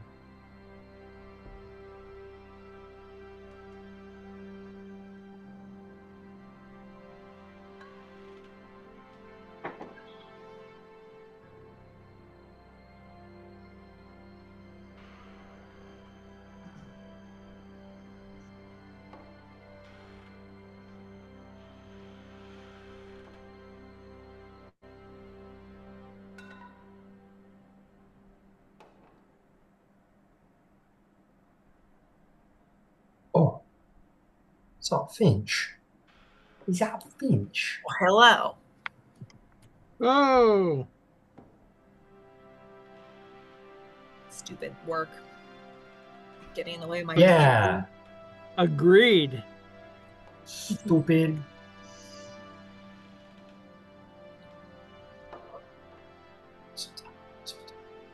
We're just on a early break, Finch. Just slightly early break. I was gonna say Finch. usually around 9:30. Zarvolg and Yvain kissed. You missed them kissing. I'll watch it on the Missed it. replay. Like, okay, but was it a good kiss? I thought it was. This time it was. I was just gonna say, did we not kiss before? She kissed It was me like a before. quick kiss. Yeah. It was No, like It was like a. a. Yeah, it was. But I think a lot of people would have kissed in that instance. But it was like a. Oh my God, you're alive kiss. You know what I mean? Yeah. It wasn't No, like right. I'm in love with you. Oh baby. Take Oh me yeah, here. no, kinda kiss. the when he was nearly dead. No, that was out of relief. Yeah. This was not. More Huh. than that. I took This that is- the wrong way. This is needing to cast silence 15-foot radius. 15-foot radius. Nice. Covers the entire bunk bed. It's a utility spell. Oh no. No, it's getting nasty. Zarvolg rises up in bed, puts his finger to his lips, and he's like,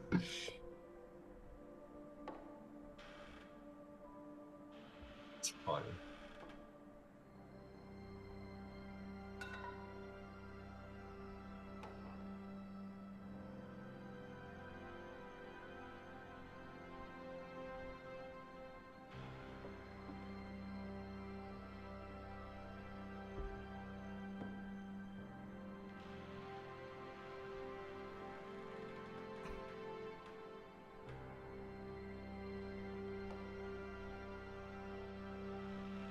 What? Oh.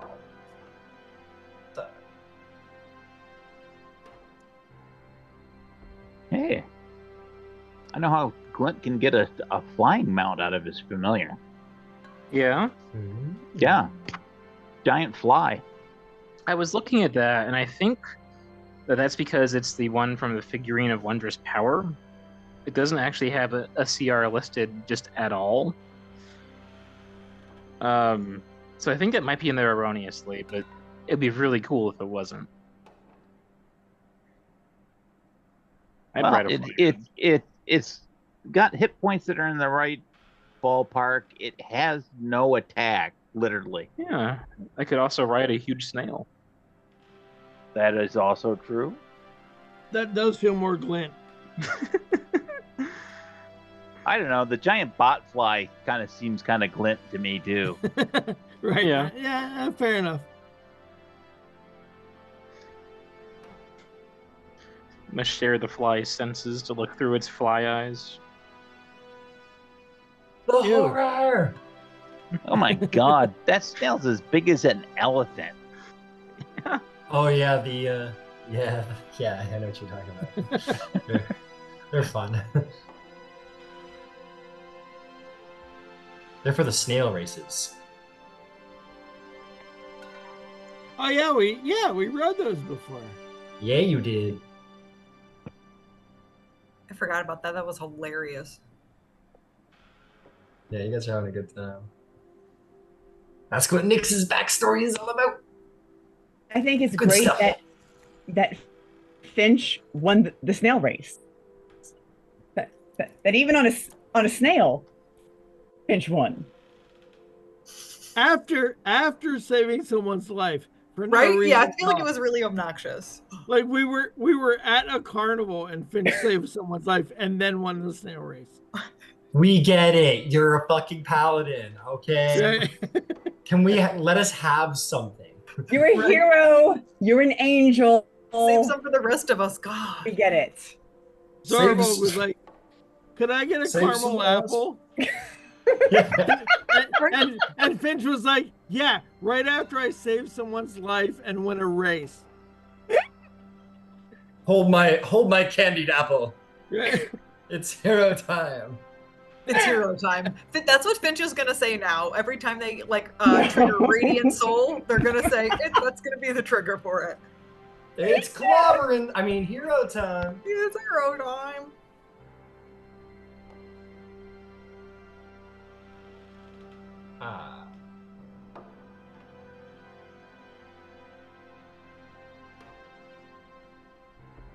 Oh boy. Oh, and while you're away, Glint, I commented that Glint has an opportunity to go, full Wicked Witch of the West. Oh yeah, with the winged monkeys. Yeah, the flying tempted. monkey is. Yeah, is. That's a peak familiar right there. It would grab so many things in the workshop. It could hand me my monkey wrench. I love it.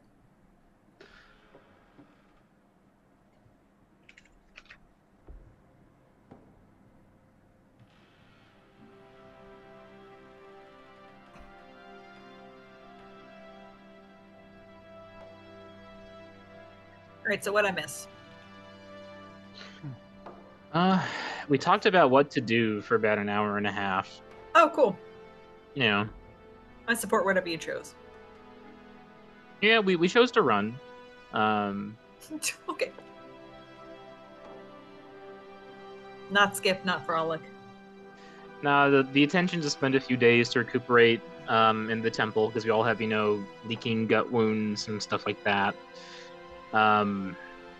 But outside of that, it seems to be that we're going to try and get down the mountain relatively undetected, and then use Pass Without Trace and Zarvolg's general across the board sneaky abilities to try and cover up our tracks and go through the off-roading it through the deep woods.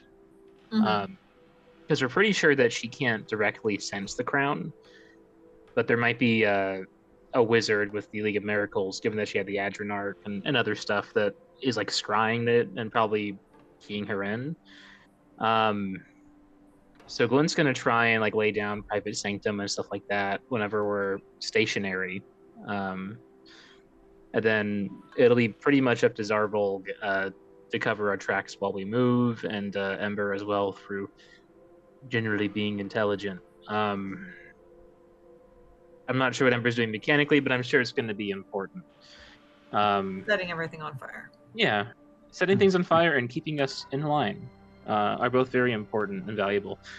Hey, I have considered if we get the other to the right side of a creek or a river or something of that order, going, yep, and I'm just going to set that far side on fire. Yeah. It's not an actual wall of fire, but dry tinder pines, we just give it some time and yeah. I mean, it's a heck of a smoke screen to have everything burning.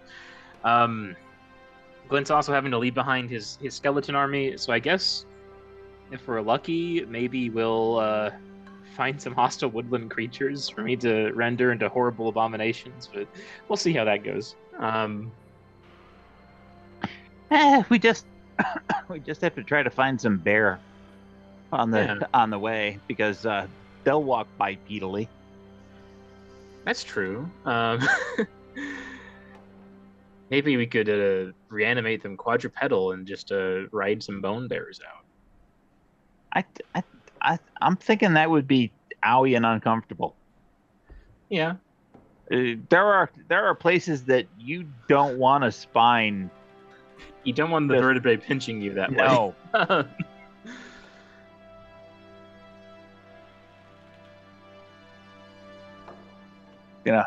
Zombie maybe, skeleton no.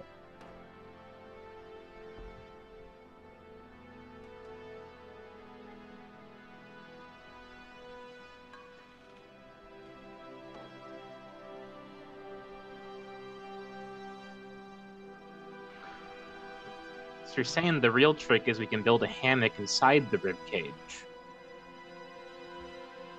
Well, in that case, you want to go for moose. That's true. They got big chest cavities. And they're high off the ground, so if there's a little drag, it's okay. They'll do about 30 miles an hour, which is efficient to the task.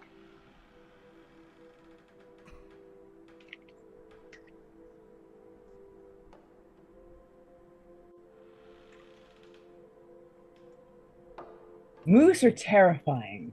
I mean, they're adorable, but they're an op on 4 legs. Oh, without a question.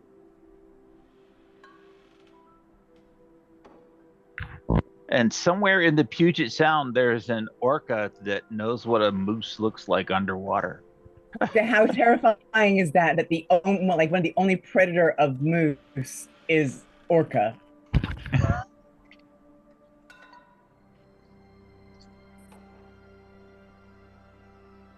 Can you imagine being that? Okay, first off, I had never heard that little fun fact. Orcas eat moose. They can.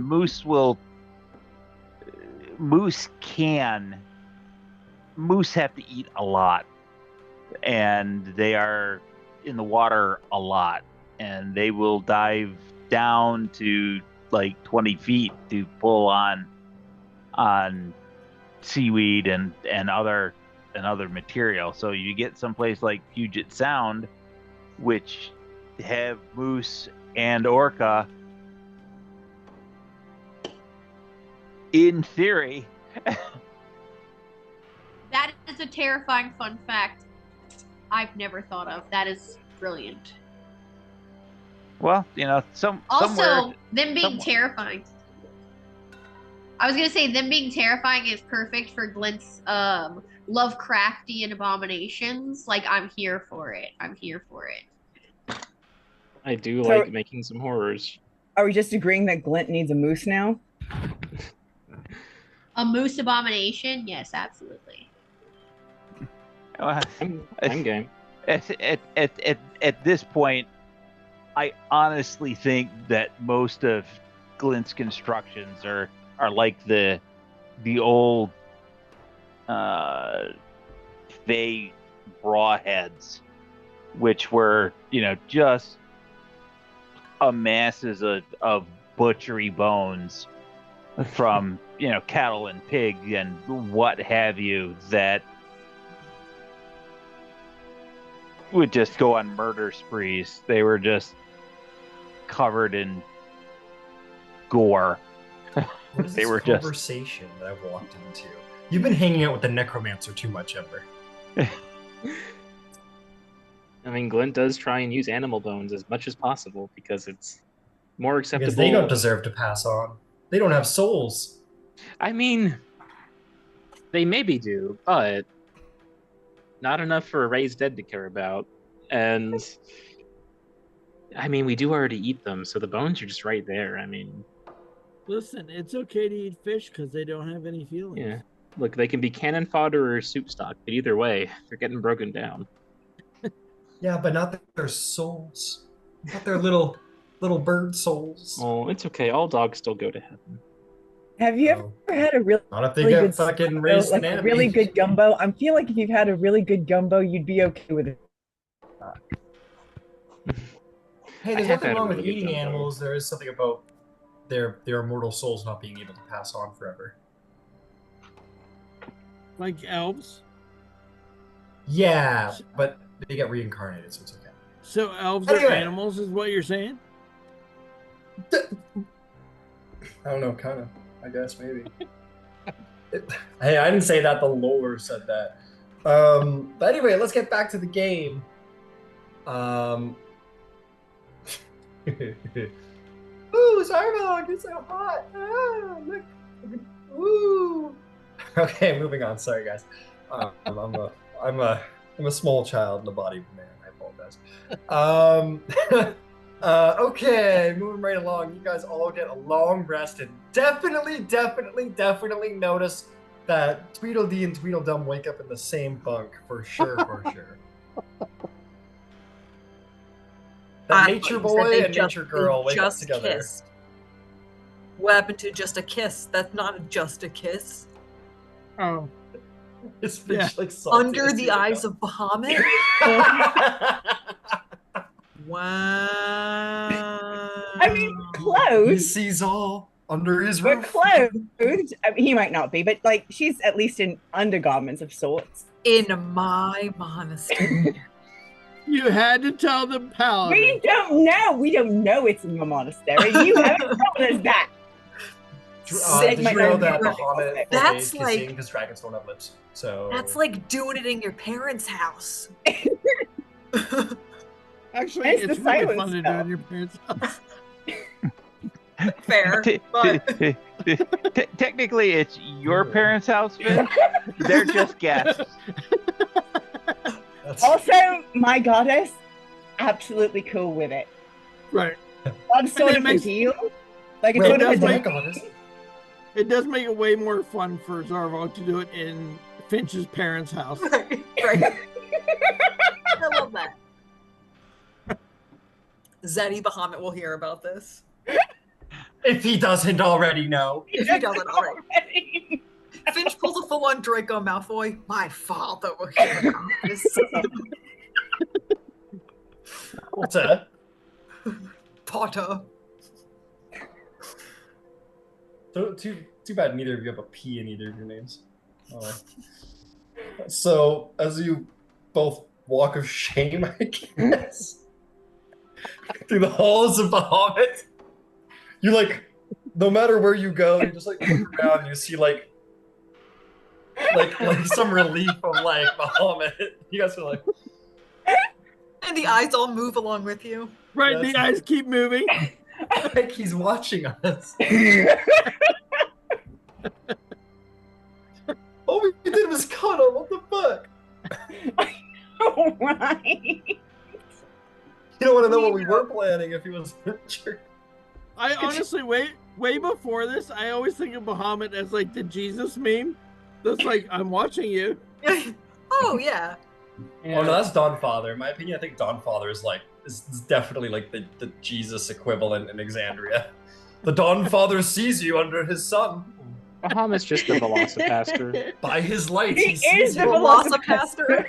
It's a movie. I heard that, Lex. The elven priest immediately freaks out and pulls off his fake mask and as the Velocipaster and runs away. He doesn't do that. Okay, so my face hurts, and it is 7 days left till you're full recovered. You got a week. You got a week to kill around this monastery. Man, if there wasn't an uncooler place to have to stick around a monastery. Maybe for Finch having this like super cool religious experience. For the rest of you, it's like can't even raise the dead. I'm sorry, you need to speak for yourself. I think this place is great. I've got books and I've got stars and I've got a garden. Honestly, I think it's cool. And you got your you go. Your boo. You got your And I have my man boo, place, your yeah. man piece. It's Your not habu. bad. My habu, yes, excellent. Oh man. Okay, so some of you are probably pretty into this, some of you are probably not very into this. Either way, the party has elected to spend the next 7 days hanging around this mountaintop monastery. So I guess we'll treat this as a downtime. I don't see how else we treat this. I guess we treat this as a downtime. Let's get to that. And you guys can tell me about any special events you wish to get up to, whether that's RP related or skill growing related, or anything at all. You let me know. So, let's start going around the board. Who would like to decorate their week for us?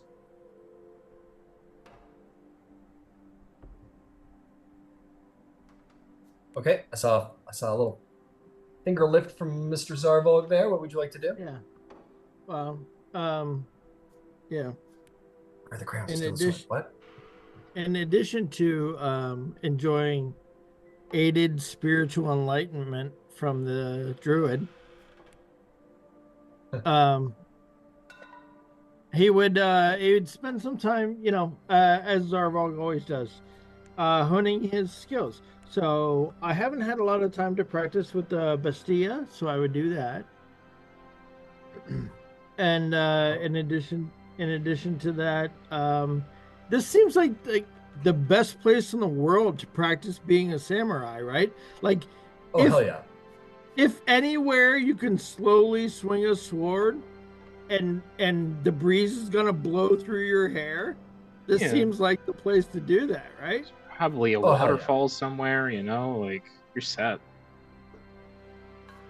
You know, you got that like lightly snowed sort of like Zen garden thing going on over there.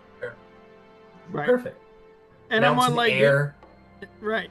And I'm on light duty anyway, so I really can't do a whole lot. So in my times that I'm allowed out of bed to continue to heal, that's what Zarvolg would do. He would spend some time practicing positions with the Bastilla and you know, zenning out in a samurai fashion, and trying to master focus in battle. Okay, will do. You find your way out into, you know, probably this little platform over here, which is really cool. And there's like this wall of ice that's like almost perfectly reflective, and you kind of stand out there near the monastery, like with the cloudscape all around you, and you get up to your samurai evening. Let me just.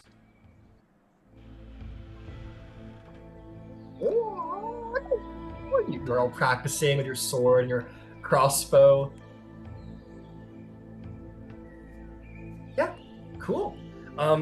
Let's take a look at that. Is there anything sort of downtime-ish that you're trying to achieve with this, or is this sort of just what you're doing? This is like flavor for your level ups and such. Yeah, no, I mean, I think I'm kind of limited because I have to heal during this time. I have to use this time to heal the gut wound. So, no, I'm gonna play it fair and no other advances or procedures during this time. I'm just gonna heal and take my out of bed time to meditate, essentially. Got it. I'm gonna go double check the injury because I believe there are conditions where you can heal quicker if you just kind of stay in bed. We've done this before.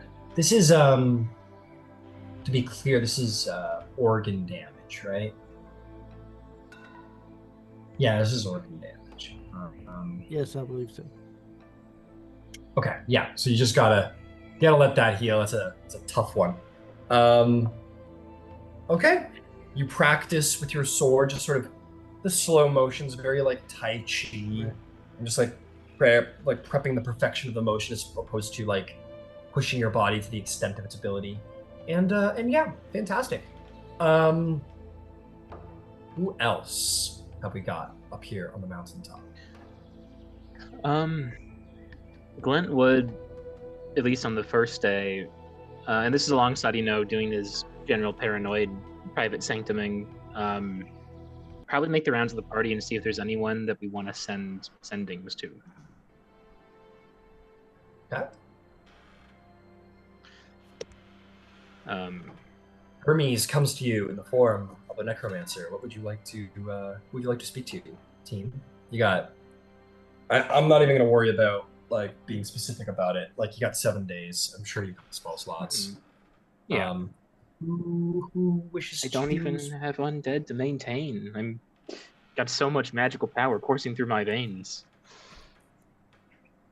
Glint, exactly. Do you remember Cressida? The half-orcish woman with the chain weapon and the nice robes. Yeah. Mm-hmm. Are you trying to send a message her way? Absolutely. Certainly. Tell them, if you don't mind, that Jomontosh disappeared after Salah. Like, you know what happened, right? Mm-hmm. I believe that Jomontosh went to the League of Miracles, and that is why the Azure Might underneath Salah is gone. I don't care how you put that. They just need to know Jomontosh could be the Right. lead. Okay, sure, give me a moment.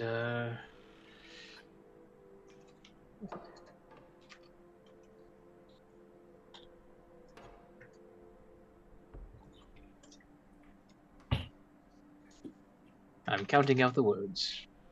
Well, if we're gonna go to potentially every person in the party for multiple sendings, maybe we just, Yeah, you know, do it all just at toss once it and out there. organizing. Yeah. Or yeah, just put it Yeah. out there. Yeah. Yeah, I'll just riff it. Glint will cast Sending to Cressida. Hello. Hey. Oh, do you want to keep going? Yep. Okay.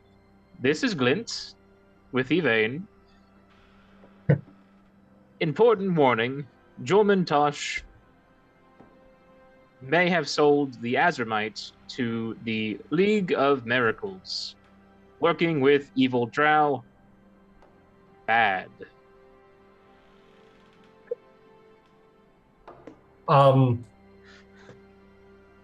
There's a wait, and then Cressida will essentially say, good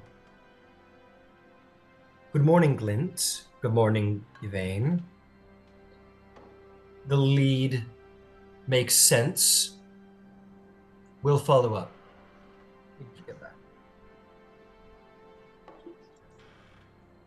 You said it made sense. Or like investigating, we'll follow up. Yeah. Should follow up on it. Whatever that means. What was the name of the Claret Order head, the blood cleric gentleman? Alistair, who Avenir. I think Glint's going to personally send a sending to him. Yeah. Alistair, this is Glint. Transporting dangerous artifacts pursued by followers of Lolth. Making way to Vasselheim. Airship crashed.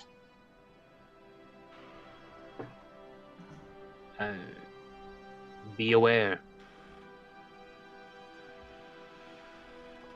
Okay.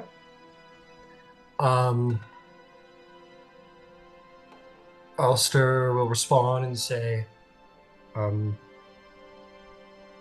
I see. We don't have many assets in Isiora, but I would be delighted to follow up with you on that in less dangerous times.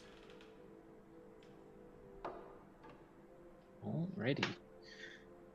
And, is there anyone else that wants to send a sending while we're here? And just like, I miss my dad. Nah. Finch doesn't miss anyone. Oh. Okay. Sounds like nobody else has any sendings to be sent. And we can assume any like Yeah. little like token like hey moms or hey dads, like maybe those get sent. But don't necessarily need. I mean, if it's there, if you got your instant messaging Glint, maybe some messages are sent to Receiving a Gmail. Yeah, you are receiving. It's got a little skull on it. It's like, and then it tells a message. Okay. Anything else for Glint? I think he's just going to be doing as much as he can to study and prepare while he's recovering.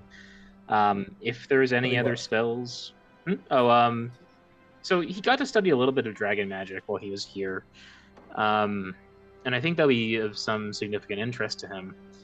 If there are any other spells to scribe, he'd definitely look into that. If there's just magical theory he can read up on regarding it, he'd also be happy just to kind of read into that. Yeah, I think you would. Yeah, make me a little. Make me either in dragon magic. Make me either an Arcana or investigation check. Your choice. Okay. It's a 19 on the die, and I'm using a ring charge because I still have full charges for today. So that's going to be a 33. you are going to learn 3 pieces of lore regarding draconic magics. Let me hit you up with those real quick. Delightful. Right, what have we got? What we got here? You learned about like that list of spells that were told to you guys. So let me just do a little thing here. We'll skip all that. Fuck that in particular.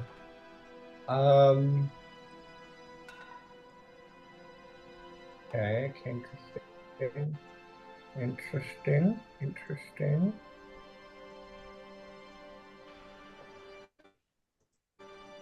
Okay, I'll give you one from each here. You're learning about dragon magic. I will say that you learn of a magical item that might be of interest to you. Mm-hmm. You learn of not that one. Yes, you learn of a potion. Being like the alchemist that you are, you might learn of this potion. You learn of this potion that is known to the eye as liquid gold, with a single scale placed within it. When the potion is drunk, you can transform into an old adult dragon, depending on which potion or which dragon the potion was manufactured from, or with the help of. You turn into that dragon for an hour, and it's pretty badass. You apparently obtain. You maintain your personality and languages and such, but you gain many draconic traits, and it is a legendary and ancient potion, the recipe of which has been lost to time. But the point of the matter is that it is possible. So to study and to attempt to create such a thing is not impossible, and maybe spark some ideas. The next piece of information is horde magic, which is something you didn't know about. Depending on the size of the horde and the dragon that resides over it,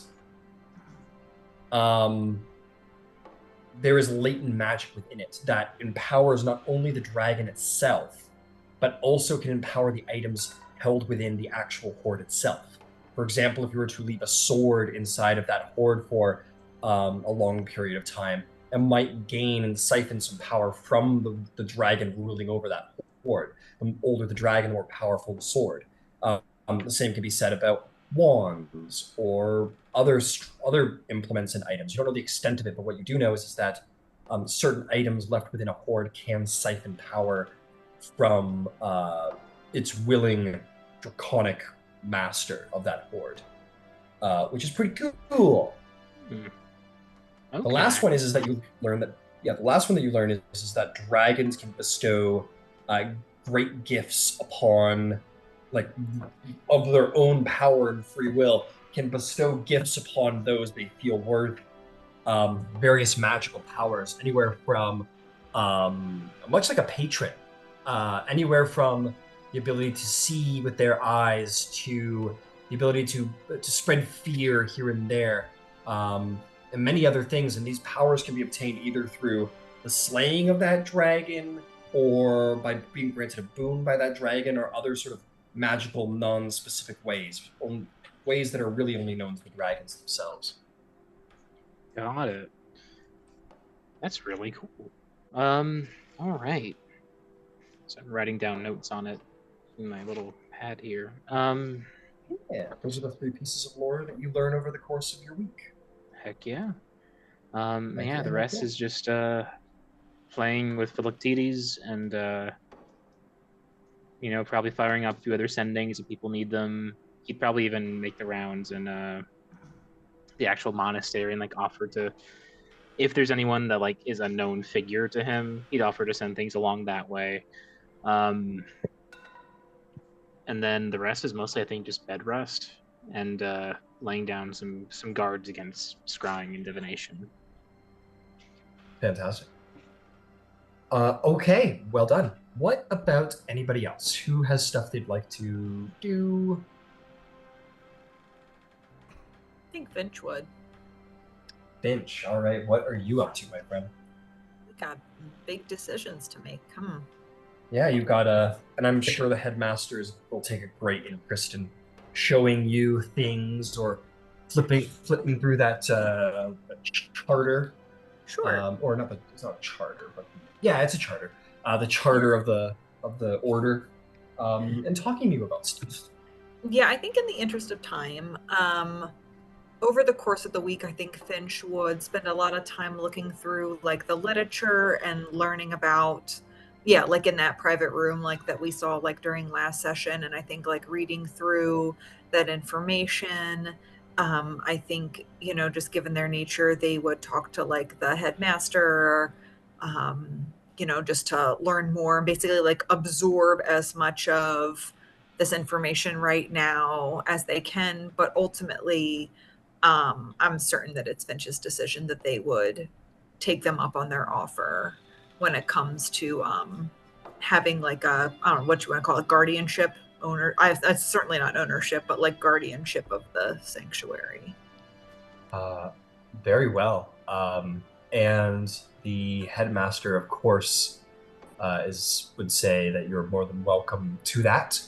And that and would be happy to, when things calm down, you have the power of the horn to return when you please for a time, and can begin to think and feel what you want to do with the place, what it will become, how it will be shaped by your personal desires. And he means that in the fullest extent. If you had alterations you would like to make to the monastery, if you'd have expansions you'd like built, if you'd like things removed or added, whether they're the headmasters or not, he is more than happy to do so, as he does have. He would tell you that he has multiple like layers across the Sierra. So if you wanted like the library cleared for other stores of knowledge or so on and so forth, that can certainly be arranged, and to no displeasure of himself. I think just given the fact that this is all very like incredibly new to Finch, and it's obviously like just scratching the surface of, going through the texts and, being in this place, I think it's going to be implied that this is a relationship that they do take seriously, but it's going to take time to evolve, right? Like, because, when all is said and done, we will have spent a week's time here. I don't think that Finch would feel, I'll say qualified, but honestly qualified to like be making any kind of changes. So I think for now it's implied that what currently exists should remain, and Finch will want to invest time throughout like forward adventuring to return to the monastery, and like as that relationship grows over time, make changes as they see fit. But like right now they're very invested in learning again like the history and talking to those who remain, like staying and protecting the monastery, and then making decisions from there. Absolutely. And the headmaster would say that is perfectly fine. It is dragons who live for a great long while, and we have a great deal of time, and as do you. So take all the time you require to decide what it is you wish to do with this place, what it is to become, if anything at all. And you could also say, but in the meantime, consider me simply a steward of this place, to your will for what it might become. I stand ready to, whether it be a mentorship, stewardship, or simply to depart. I am at your disposal. I appreciate that. I think I want to take some time to appreciate the history of this place, of these walls, what these walls have seen, what you have sworn your time to protect, and then we can have conversations about what it'll become. Okay. Why don't you make me a religion or investigation check? It is your choice to see what you learn from the headmaster, from the pages of this book, during your time here over this week. Let's see here. I think I'm going to go with investigation. Let me just double check if that is any better than my religion. It's not. They equally suck. All right, let's see here. They're both -2. Okay, let's see here. We got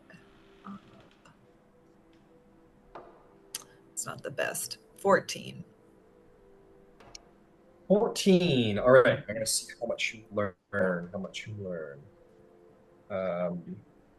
Where are the pages? Here. Are we there yet? No, we're not. 14. Let's see. What do you learn? Okay. You're gonna learn 2 pieces of important lore. I think you already learned about the paladin oath, right? You already flipped through and found that, right? Mm-hmm. Yes. Cool.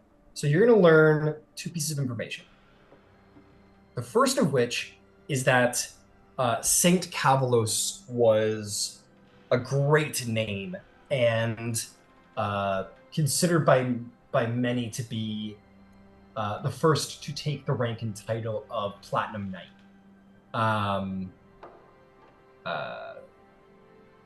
And thus many of these paladins were sort of, that's where Platinum Knight came from. There were other ranks such as Dragon Keeper or Dragon Keeper, Platinum Knights. But either way, he sort of was at the beginning of the Holy Draconic Order and its ideals. But what's important about that is that he is considered to be the great ideal of what a warrior, what a knight, what a paladin of Bahamut should be.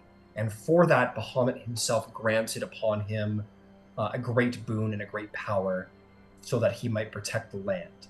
And that power was in the shape of a shield, a vestige of divergence in that, which you will know about now. I just gotta pull it up super quick. It was a gorgeous shield, a massive silver tower shield that bears the crest of the Platinum Dragon that through all of its battles has never been tarnished. The metals was said to always be warm to the touches if it had dragon fire in it. And it was known as Honor's Last Stand. And it was a great vestige that was lost to the calamity and is said to have been laid to rest with Saint Cavalos himself, but none know where his tomb lies. Got it. So that's lore piece number 1. What was the second I was going to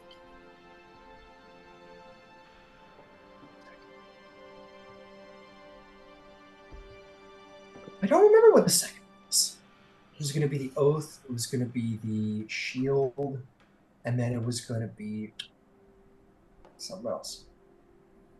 Sorry, I can't remember what the second is. I'll let you know if I recall it, though. I'm sorry about that. Whoops. But it'll come. Give it a minute. But yeah, he'll tell you that he's happy to take over. He'll also tell you, he says, there are 4 here who call this place their home. Each one has been chosen to be here because they provide a pivotal and essential function to this monastery that's, well, this place simply would not be what it is without them.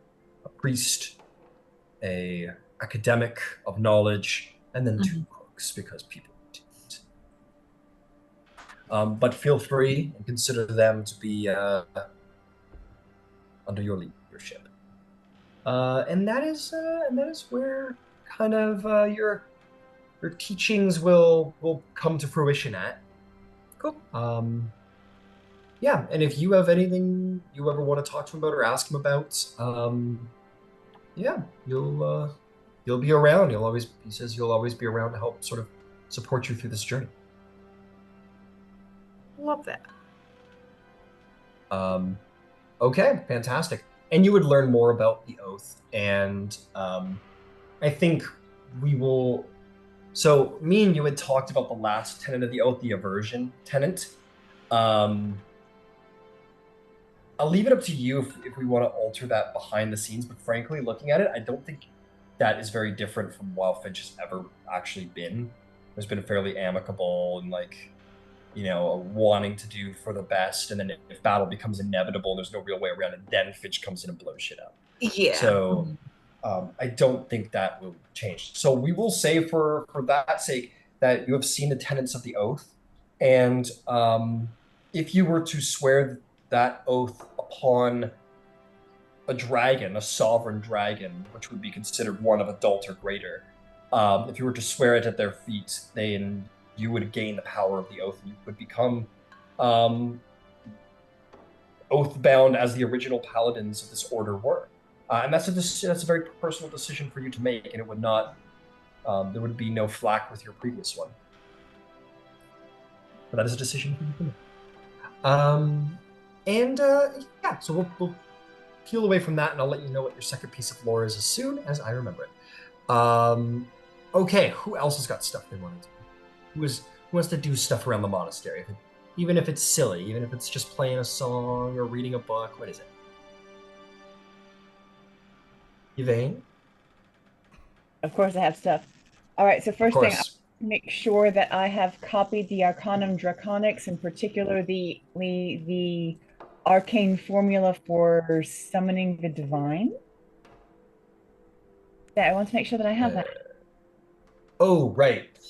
I had already started that, so I want to make sure I have it. And once we've got that, I've got a couple of other smaller things that I'd like to do. Okay, yeah, the ritual for summoning a celestial, right? I did give that to you. Wow, good of me. Yeah, okay, so you could, you go to scrolling that as one-to-one as you possibly can. Yeah, fantastic. So the other things that I was wanting to do is I purchased a book in Livengorn about the connections between the Knowing Mentor and the Moonweaver.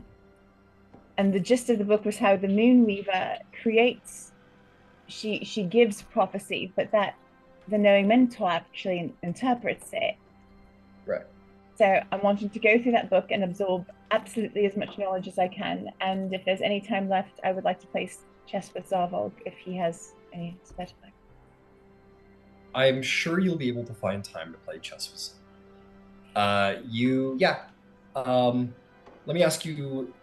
So the actual ritual for summoning a celestial is it's a complex one, and it is certainly not a druidic one. So let me ask you this: are you proficient with calligrapher supplies? You know, it's interesting that you mentioned that because I am about halfway through that proficiency that I've been working towards. Okay. And you got your little pen there. So here's what I'm going to say. Because this will be about being very exact with detail, because it's very much like copying a language you've never really read before, and like so you want to be as thorough and as one-to-one as possible. Is there anyone here who's got calligraphy skills who could assist me? Perhaps I could ask the librarian whom I met. We're sort of besties for resties because I planted things in their garden. Would they be able to help, perhaps? She goes, I can try and help as best as I can. I'm not a calligrapher though. I keep the library. I don't do a lot of like fancy writing stuff, I'm afraid. No, it's all right. It was worth asking. So I hustle up my giddy up and do my best. Okay. I am going to call this I think strangely, I think this is going to be what would be the one? It's not going to be a sleight of hand. It's because sure it's about to maybe it's not really about dexterity. Like it's not hard to make words. This is about precision. So I'm actually going to ask you to make a perception check more than anything to look at the words and perceive them exactly as they are and copy them exactly as they are. Check. I believe my perception is +9. I'm sure it's very good. It is +9. It's one of my hallmark skills. So it's not bad. It's 21 total. 21 total. Yes. At the end of the day, you are able to copy it very, very thoroughly, very, very exactly, painstakingly so. You haven't often done such a challenge of written word as this before, but you think you did a very good job. And yeah, it might be worth taking to an arcanist or I This would be more clerical in nature, so I think it would be worth taking this to maybe someone of the Cobalt Soul. In fact, someone who's sort of like got that divine connection, but also that like academic connection, who can like make sure that because you just copied it 1-to-1, you don't know what it means. So it might be good to take it to someone and be like, hey, can you make sure everything here is solid? But yeah, you copied it. You may add to your inventory this copy of this ritual. Excellent. You read about the Dragon Majesty book, some Summoning of Celestials. Yeah, cool, fantastic. So then it was reading the book to learn more about the connection between Ayun and Sehanine. Understood. As I seem to be serving two goddesses. Yep, absolutely. And I think it goes into much greater detail than that, the book itself. But that is kind of where their connection begins and ends. Sahanine's about moons and like trickery for the sake of like the good and what's right, and kind of bending the rules for the sake of doing right.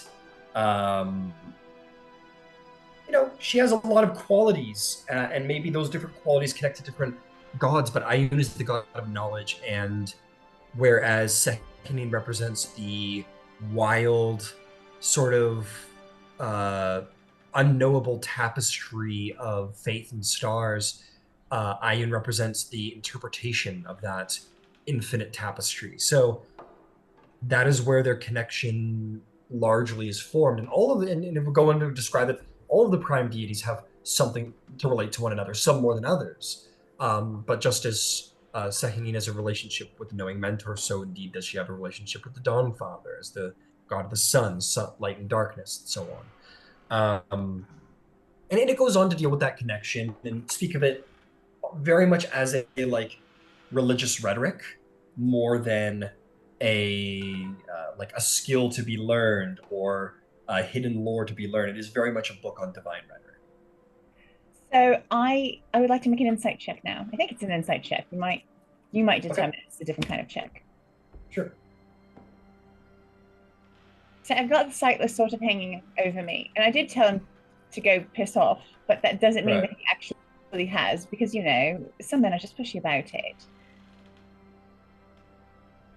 So in the back of her mind, she's planning to try to contact Ayun and say, hey, I actually have been serving you. That was out of necessity, but I would actually rather serve you. So would there be any static, and I don't think there is, but insight check, would there be any static in her trying to form a contract with Ayun? The same sort of thing that she's got going with Sightless, right? Could she have that? Do I think Ayun could supersede that or replace it or undo it, and with her own self? I think I gotta say, I don't know if that is a check. I think that is because like Yvain's very like analytical and like this and like almost like mathematic in a way. This is a deeply religious question. This is a question about like the power of religion, and you've spent a lot of time in books, but this is very much like a question you might go to a priest for, and you might like ask in the traditional sense and be like, I'm having this problem, I've been haunted by these dark entities, could Ayun save me from these? You know what I mean? That's more of something you go, like you're asking to be saved essentially from evil by divinity. I think that's more of a question of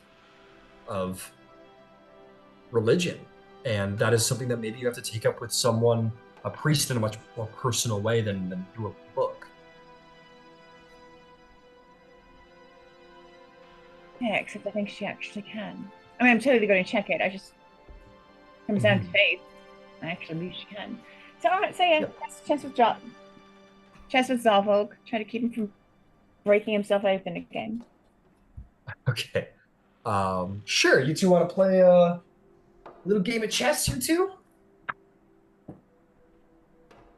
Yeah, I mean, it's better than laying here all day. All right, let's do a little game. Okay. All right. So first and foremost, this is a game of strategy. So let's start with an investigation check, as this is to represent tactics.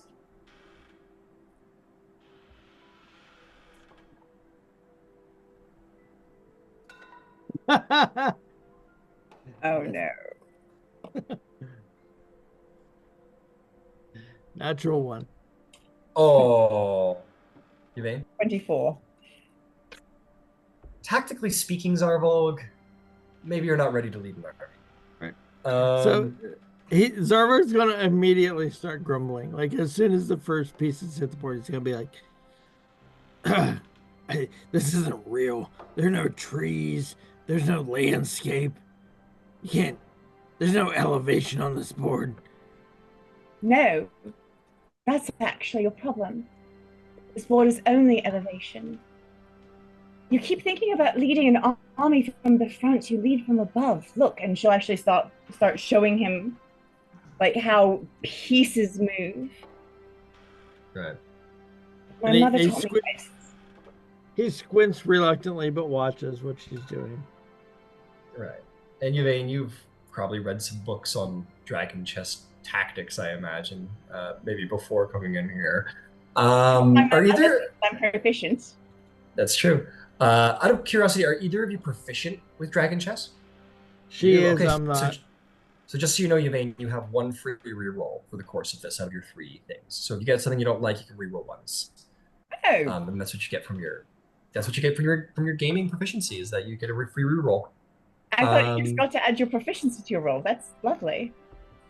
No, you just roll the skill as normal, and if you decide you didn't roll well enough, you can do a reroll once, because of your proficiency. So you don't that's get to what I've come to. No, you don't get to a proficiency. Okay, then in which case the roll was a 20. I think you still beat Zarvolg. Yeah, just roll the skill as normal, and if you get a roll you don't like, you get 1 reroll, and that's what the proficiency represents for gaming sets. Okay. So tactically speaking, Zarvolg, you're like, it's all flat, there's no trees or cover, and like, why does this guy move diagonal? Like, how is this? Doesn't help me. Like, you know what I mean? You know, it's like, this doesn't make any sense. But there isn't the only thing about war. There's something else about war. There's deception. All war is deception, some guy said once that you never heard of. Go ahead and make a deception check, both of you, to see who won that one.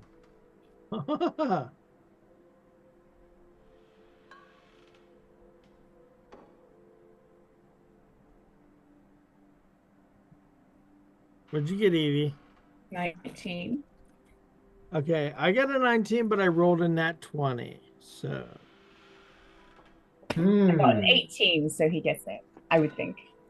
Okay, then Zarvolg will get the win. It is a close call, but Zarvolg, you have some tricky tactics. You're able to use your ranger sort of mentality to kind of play a trick here and there. And the last one to determine it will be an intimidation. We'll see if either one of you is able to scare the other out of their sort of more like a forward tactic to kind of scare the other one out of their original idea.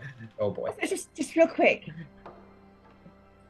Does it still not matter now that you won that volley?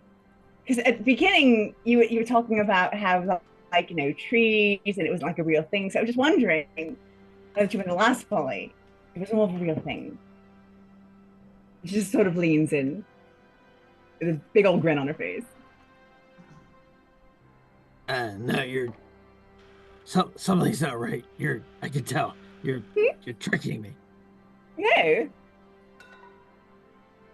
I'm usually a good witch. All right, so we got one more roll, yeah? Yep, intimidation, and you have a reroll if you don't like your intimidation roll. Which I do not at all. So we're going to reroll that. All right, must take the new one. That's fine. Which I don't mind a bit. All right, what'd you get? Natural 20. Natural 20. Oh my! All right. Zarvolg, Total 21. That doesn't make me feel so bad. I teetered on the edge of a 19 for a long time and then ended up with a 3. So I'm glad I didn't get the 19. So, in fairness, Sorry, you didn't. Zarvolg, this is like your first 1 or 2 times playing Dragon Yeah. Chess. Doesn't make a lot of sense to you. And Yvain is the better player in this particular game of tactics. And it is worth noting, Yvain, Zarvolg did get the one up on you a couple times. He made a couple of tricky moves that kind of you were like, wait a second, oh shit, and he maybe got a piece or two off of you didn't expect for him to. Yvain actually takes a book out and starts just making notes, and the notes look like they're all in undercommon, but if he was looking at it, it would be like R4 to Q3. It's all like, but basically she's got this old book. This book looks really old, and she's just marked down every single move that was made. And he taps the book and he's like, "Hey, no magic." She hands him the book. It's every game I ever played with my mom. Actually, it's every game I ever played. Take it. It's no magic. Just strategy. Can you show me it? Yeah. And I'll open the book to the first game, and I'll actually start teaching him the very first game that we played when Yvain was 6 years old. All right. When her mother started teaching her. You will see Zarvolg in that her mother basically dominated her within 3 moves. But oh yeah. But yeah, you maybe you get the interpretation. Yeah, maybe she starts taking you through it and like pointing around on the board, and you get the sense that Yvain's mother was not like her personality was very like fuck you, like Yeah. I'm not holding back. Maybe a very very like I'm good at this, and I'm like just not a woman who seems to hold back even against her own child. Mother was a drow. Well, there was a drow. Yeah, fantastic. As a little sidebar, while we are moving through our individuals, there will be at least 2 sort of like holy sermons in the day that'll be performed by Father Darrow in the morning and in the afternoon. So there's at least 3 sermons that go on to like meditation, and they last for like an hour each. The people here are like incredibly dedicated, and the book girl and 2 cooks will always they attend every single time. This is very much like a monastery, and they pray like they're monks, because in some ways they are. Just as a sidebar, if anyone had any interest in that, a little bit of knowledge. Okay, what is anyone else doing around the monastery over the next 7 days? Yes, Nix, what are you up to?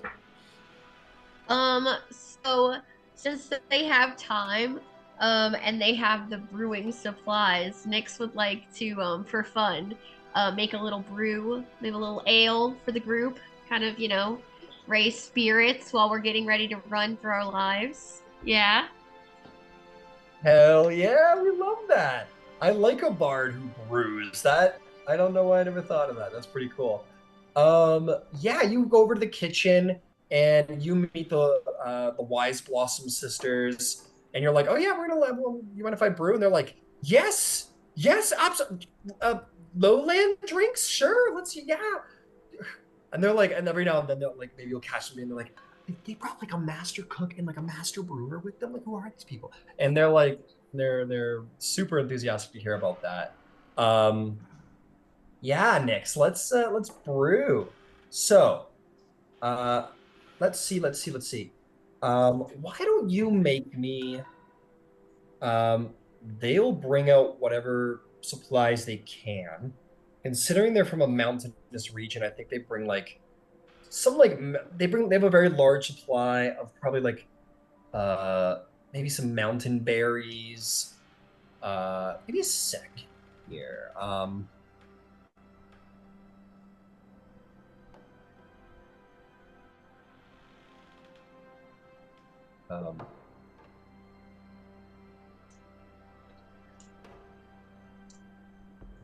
Oh shit. I'll say that yeah, they've got these like snowberries that you've never really worked with before. They don't have like a lot of I don't know. Let me ask you, Nix. What are you trying to brew here? Are you wanting to make wine? Are you looking for like liquor, beer? What are you trying to produce? Like a little beer, just like a light, like a little pale ale. Oh, pale ale. Yeah, sure. Grain is a very hardy. It's a very hardy agricultural plant that is escaping my brain. It's very hard, and you can. They have enough of a store of it that yeah, you can go to have brewing some ale. Let's see, what skill are we going to use for brewing? Why don't we? It's not going to be. It's going to be nature. This is kind of. It's kind of like the scent. It's not medicine. Let me ask you, Nix. Let's make it in your hands. What skill do you think most fits with how Nix goes about brewing?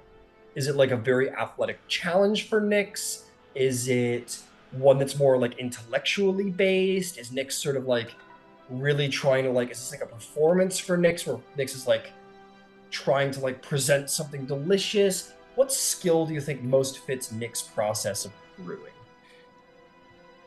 Probably more of the performance. Like it just comes kind of innately. They go with the flow, kind of go where they're feeling at the moment. More of a intuitive style. Okay, yeah, you feel, and you know what? That makes such sense because you're from the Feywild, and you are like an Eladrin. Everything's really about feeling with you, so you're just kind of like feeling when to put in what and when to do what. So yeah, go ahead and roll me performance, and I'll give you advantage because you're proficient. Trying to use these new rules, these new tool rules. So 6 plus 14 would be 20. 20. Okay. After a couple of days, maybe like towards around the end, you produce a pale ale that you are very pleased with. And luckily, natural refrigeration is very much available to you up on this high peak. So you produce like a cold, a delicious pale lager, very, very tasty, made from like high mountain grain. Delicious. You're very happy with the result at the end of the day. And maybe we'll have like a last meal before the Gallivants that Nyx might present their creation. What do you think? I love it. I like it. Love it. Fantastic. Is there anything else Nyx would like to get up to around the monastery, or are you just happy brewing? So like I feel like in the morning they'll probably spend some time practicing with the crossbow because I think it's been a little while since they've played with it. Okay. And then kind of in the evenings maybe like dig through the library, see what they can find as far as like any useful information for survival since this is all new for them. Okay, yeah, this is a strange new world you find yourself in. Why don't you make me a nature or investigation check to look at the library for anything that might have to do with survival? We'll do investigation. Ooh, okay. Not good. 6. 6. You go through this library, and it's not a very technical library. This isn't about like real world skills. This is a lot of like lore and histories and religious text. You're like, where's my survival 101? And it doesn't seem to be here, I'm sorry to say. So unfortunately, yes, you're not going to find any sources of knowledge to help you survive the wilds. Luckily, you've got a hobgoblin. But is there anything else you'd like to do? Is there anything else you'd like to do around the monastery over the 7 days? I think maybe Nyx would kind of listen to some of the sermons and things like that. Just pick up kind of some of the lore of Bahamut, since he did kind of save our asses. I'm sure Nyx would be very grateful and want to kind of be able to share that with people later on as a way of giving back. Absolutely.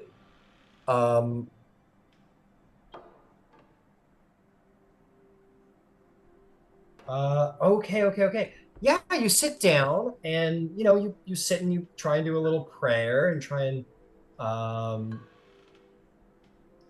get to understand this Bahamut individual. Um, and you learn a bit. I think one piece of information that you would learn from one of the sermons is um, how he is. Actually, it's a very cool story that I'll give you. And before I say it, who is there anybody else here who would have been interested in attending any of these sermons? Yeah, Yvain? Jane would have been very interested in attending service. Yeah, Okay, likewise. fantastic. Okay, fantastic, fantastic. Binge doesn't want to go to a sermon about Bahamut for 2 hours a day. They would go. They would go. She's just like, I already read all this in the book. This is the big book of Bahamut. Incredible. So you guys will go to the sermon, and Father Darrow will say, "Brothers and sisters, faithful and true, gather close, for today we speak of the might and mercy of Bahamut, the Platinum Dragon, king of good dragons, justice maker of the heavens. In the heart of the storm where chaos reigns and evil seeks to conquer the light, there is one who rises above, clad in shimmering platinum scales, Bahamut, whose wings stretch across the sky, shielding the righteous from the evils of the world. He's the one who stands against tyranny, who protects the weak, and brings justice where the law has failed. Bahamut is no simple judge," and he goes on, goes on. But there's one story that comes of great interest, where he'll say, "But yes, in these final days of the calamity, it was decided that such evil must be pushed away from the lands forever. It was the two most infallible of the prime deities who came together and made a great decision. For Arathis, the lawbearer, and Bahamut, the platinum dragon, decided amongst themselves that the only solution for mortal kind was to be done with gods, betrayer or good. For they came to the rest of the prime deities and asked for them to build a great divine gate, one that would shield the mortal world from all divinity. This was of some, from what we know from our histories, this was of some debate amongst the gods. But in the end, they knew that it was Arathis and Bahamut who were the most infallible in their goodness. And thus the divine gate was formed. The betrayers and the prime deities themselves shunted to the outer planes, never to be able to set foot in Exandria again. It was they who sealed away all evil and all good. For the only good and evil that we bring to our world now is that which we embrace within our hearts. Those who follow Bahamut do so of their own will and not for fear or for understanding of his greatness that he walks our lands. And the same with all evil. For you to follow an evil betrayer god is to bring them into your heart, for they have no power over you that you do not allow." And will go on to speak of this, and indeed do speak of the rhetoric of, which, yes, Yvain, might be of interest to you. And he will go on to say, "It is the divine gate that blocks all divine power, but it is only through our hearts that we allow power to come within. For we know from other gods, such as Sarenrae, her faith lost to time for hundreds of years. It was her followers, most infallibly one Pike Trickfoot, who for her resounding faith brought the faith of Sarenrae back to the lands. It was only she who brought the power of Sarenrae to Exandria. And as such, each paladin and each cleric of Bahamut who believes in his justice, it is through they that Bahamut draws his might into this world. For you cannot be threatened by evil if evil is not allowed to flourish, and good cannot be brought to the world if you do not practice good. And it is the same with the gods who represent such things." And that is sort of the sermon that is brought forth, and an understanding is brought that the evil gods and the good gods can have no power if they're forgotten or not given power to be here. It is only through you that they can influence the world. Boom! So much cool. And he will probably end it by saying something super cool. In the name of Bahamut, may we all shine like the platinum dragon's radiant scales and protect the innocent, defend the weak, and bring justice to all. So say we all. And that will be the sermon.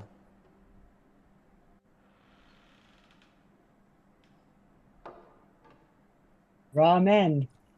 Yeah. Ramen. Nice. Very Incredible. inspirational.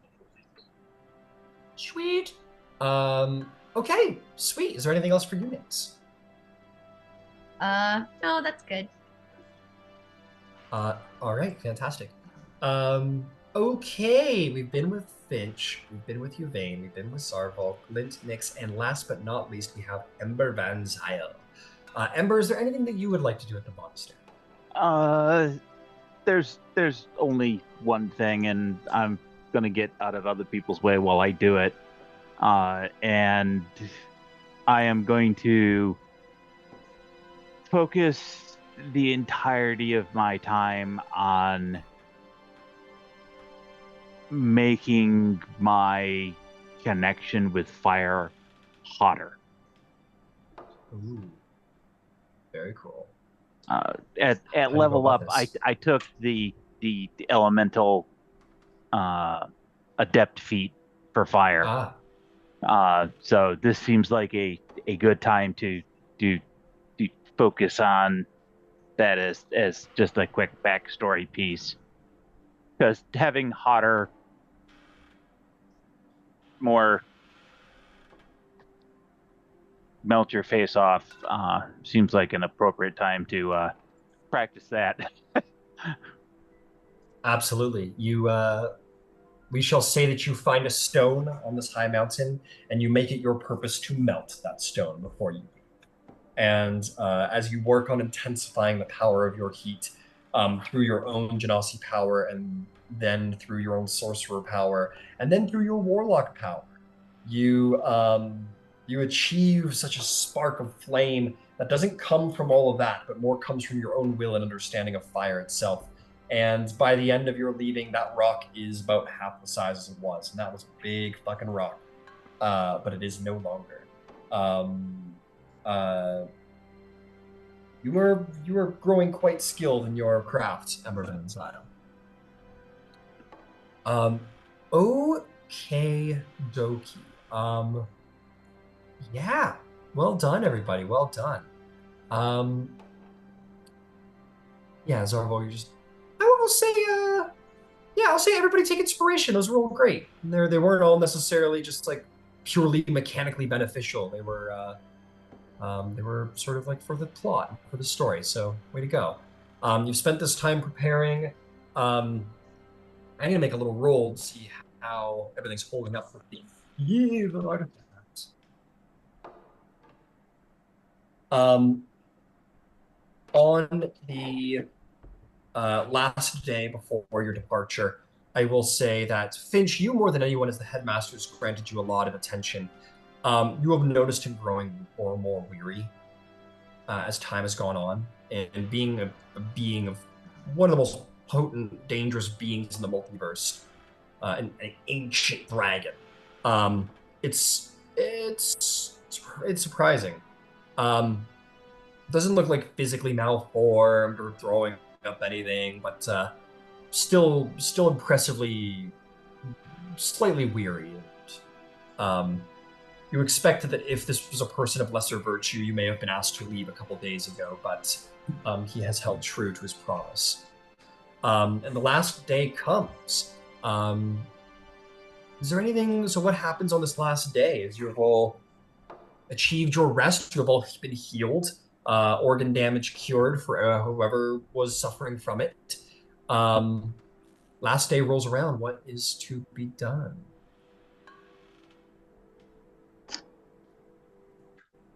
Yvain has something she would like to do on the night of the last day.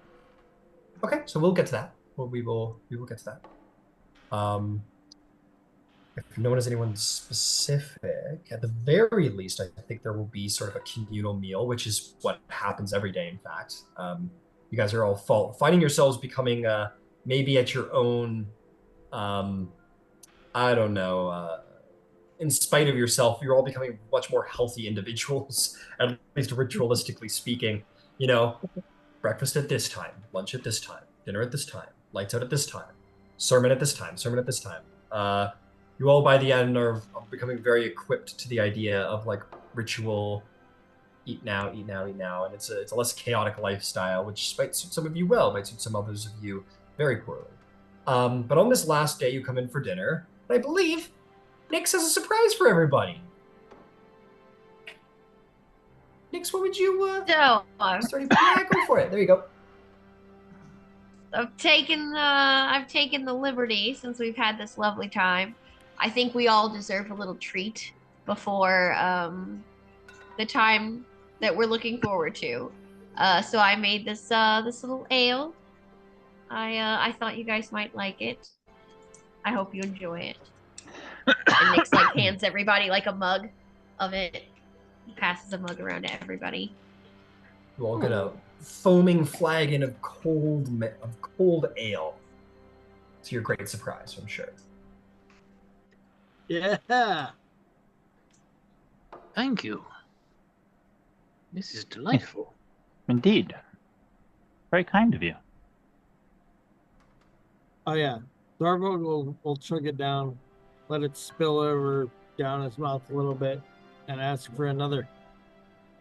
I think this is probably one of the better ales you've ever had, Zarvolg. It's not like too intensely bitter. It is refreshing. Maybe there's even some like hints of various like mountain berry flavors in there, and Nix has outdone themselves. It is surprisingly beyond delightful. Oh boy, that's very fresh. It's sort of woodsy. That's fantastic. I have to admit, the selection here is something I've never worked with. It was lovely to experiment with. Well, it shows. I mean, you've made quite the work of art that's drinkable.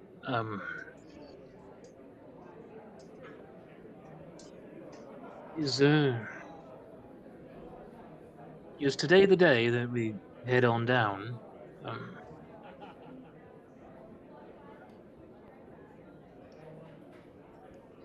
I think Well, it is.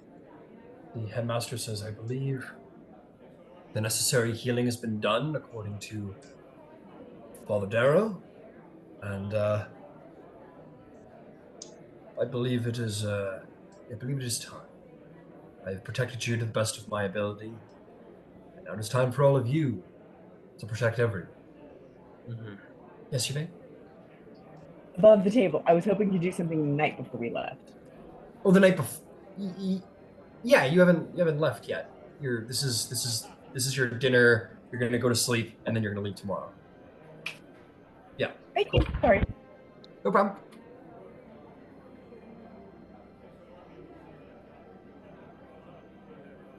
I hope you all got everything you needed out of this place, and Finch has the means of returning.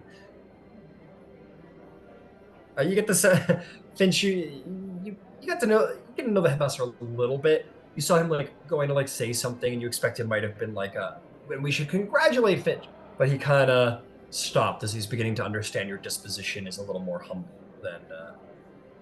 than maybe other more glorious entities in the hall. Hey.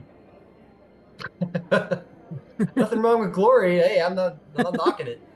Just different people, different folks, different strokes. The headmaster will say, so how are you all feeling about the journey? You have all healed. You are all looking much more well.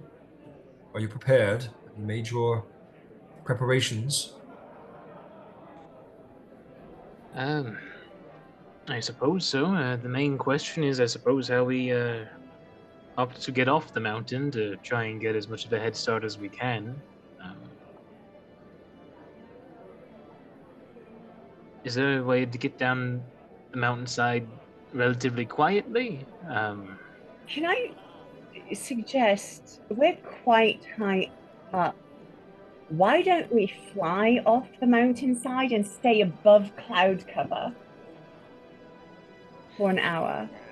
Like, I understand that you don't want to just generally fly, and I get that. But we're well out of sight. I think our best bang for the buck, honestly, if we're up that high, is the squirrel suit,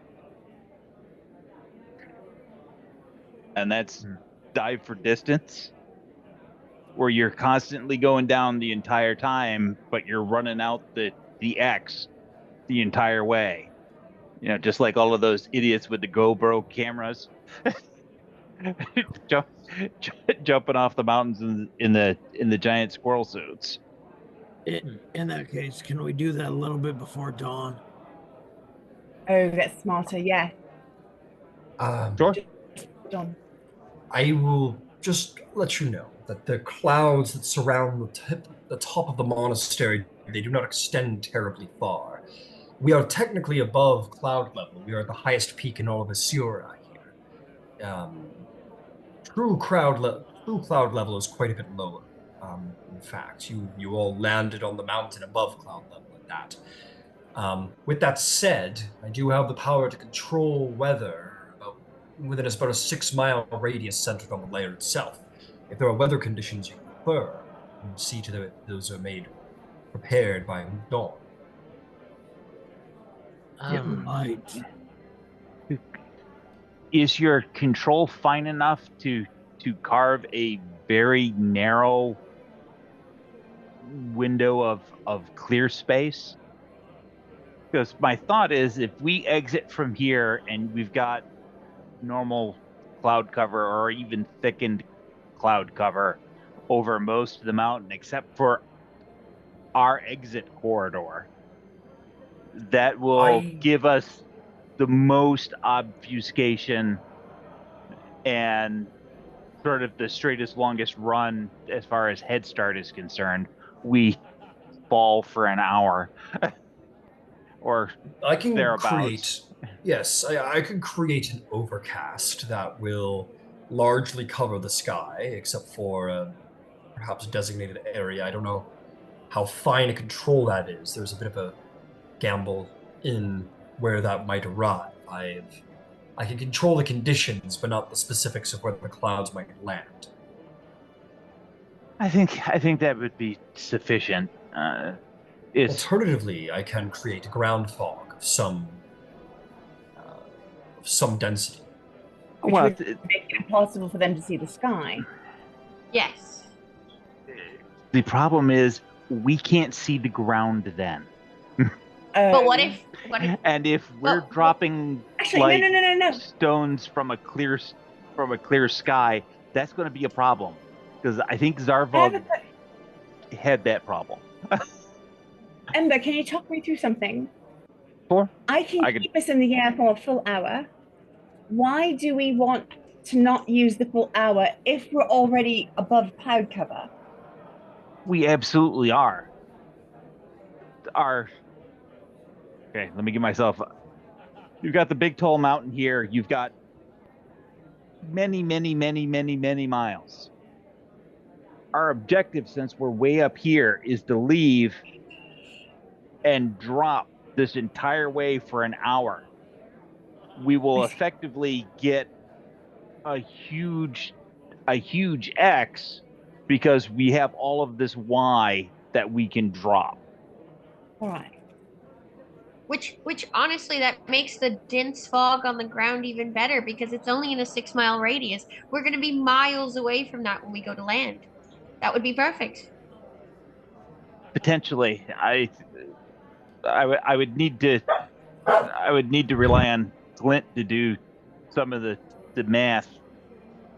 The idea I can have how far away that would be. I'm educated, but I'm not super heavily educated. If I might ask, what is your plan of controlling our descent to be able to let us glide? Well, that big winged monstrosity thing and an eagle should be able to handle that, I would think. Fair enough. And yeah, I was going to turn Fen into a flying dino, and I was gonna be a flying eagle and grab Zah and someone else.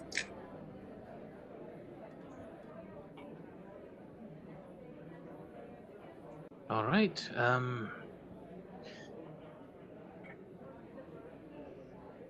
I can control. If anyone just starts falling like a rock, I can do something about it. But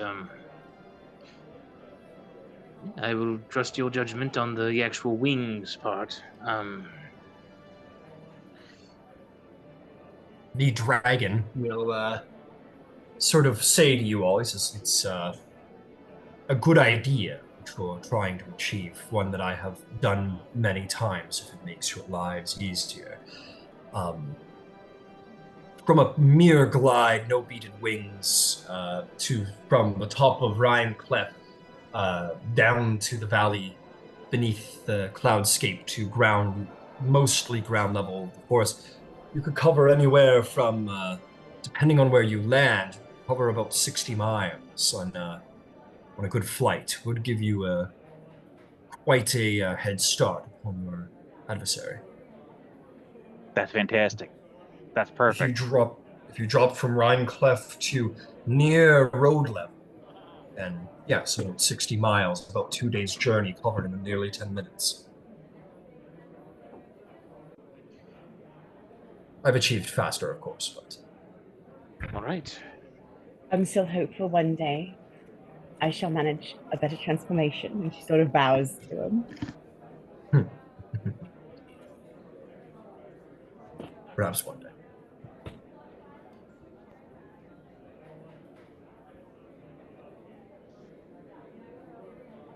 Right. So, Zarvolg, what time are we leaving? A little before dawn. You wish. So, just so I am being certain of the conditions that I am creating tomorrow in your plan, you wish for me to create a ground fog beneath Rhine Cleft, and then you will glide from the mountain peak to a straight line toward Vasselheim near the forest, near the road. Try and cover about 2 days travel plus, and then move and hopefully evade your enemy. That as good a plan as we can reasonably come up with. It gives us a jump and a running head start.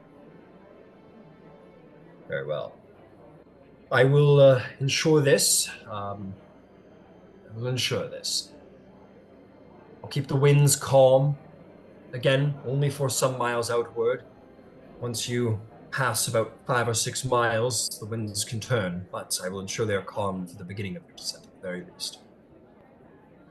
And by the time we hit them, we're going to have a pretty good head of steam, so maybe that matters less. I don't fly for a living. Right. Well, it sounds like a great plan. You will move very swiftly in a shorter period of time and move faster still with what you have left. So, I think you have made the best plan possible. But I warn you still, be careful the cunning of your adversary. She is intelligent, not to be underestimated. Her pure mental focus, her tactical understanding, her divisiveness, her deceptiveness. She will plan and plan and plan. She's cunning. She has tracked greater foes than even I. Oh, I firmly suspect.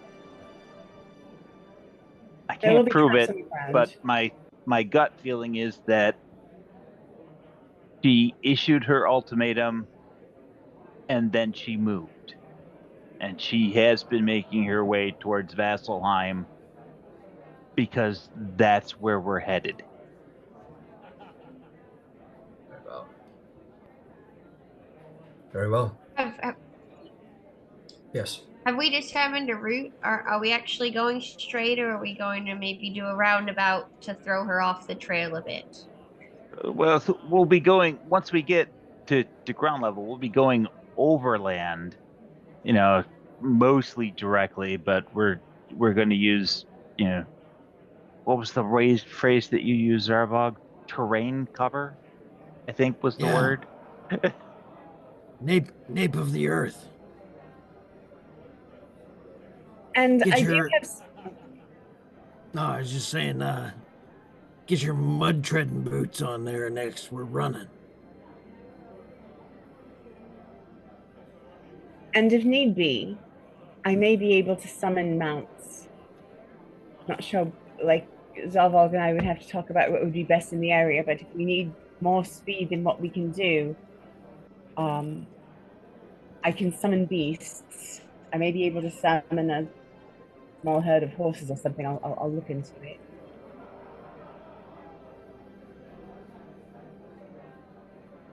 Small herd of snakes and ride ground constrictors.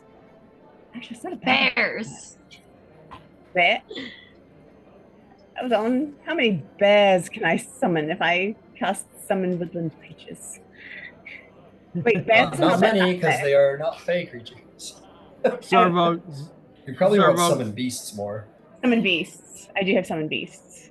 You I can summon, can- like, Zarvolg Zarvolg. reaches over to Nyx and kind of whispers in their ear. Don't listen to all the big talk. She once got bit in the neck by a flying snake.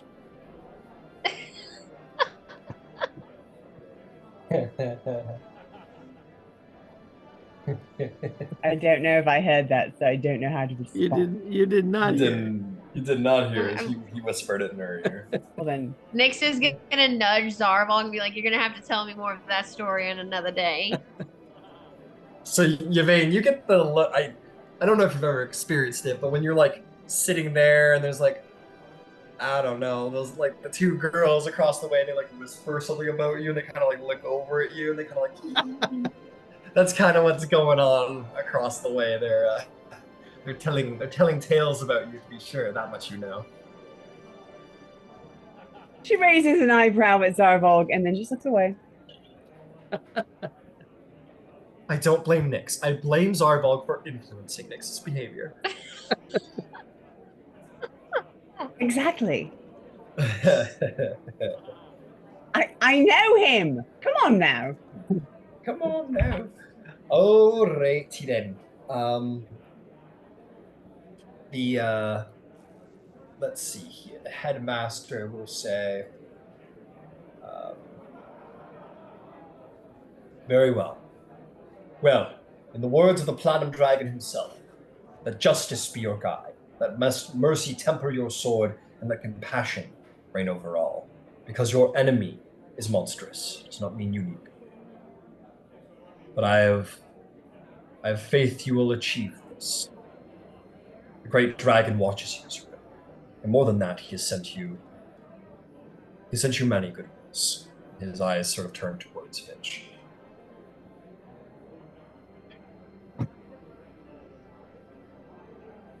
Well,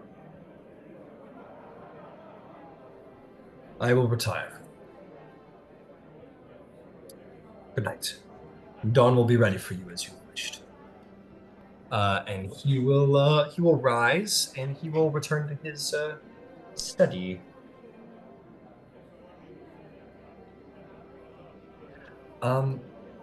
Is there anything anyone else wants to do at dinner? At Dindin's? Not really. Fair enough. Okay, just want to be sure. Turn in early. Yvain, yep, everyone's turning in early. You guys have an early day tomorrow. But Yvain, you have something to do this evening. Before I go to bed, but after dinner, I'm going to go to the garden. All right, and to the garden you go. It is empty other than you. I'm going to pull out Oh, Fenn's there. both of my star maps.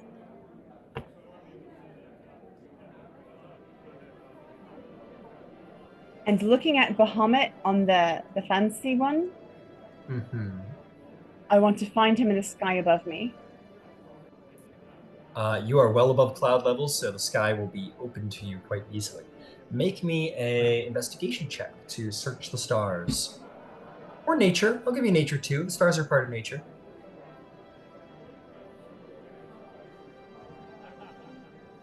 Not too bad.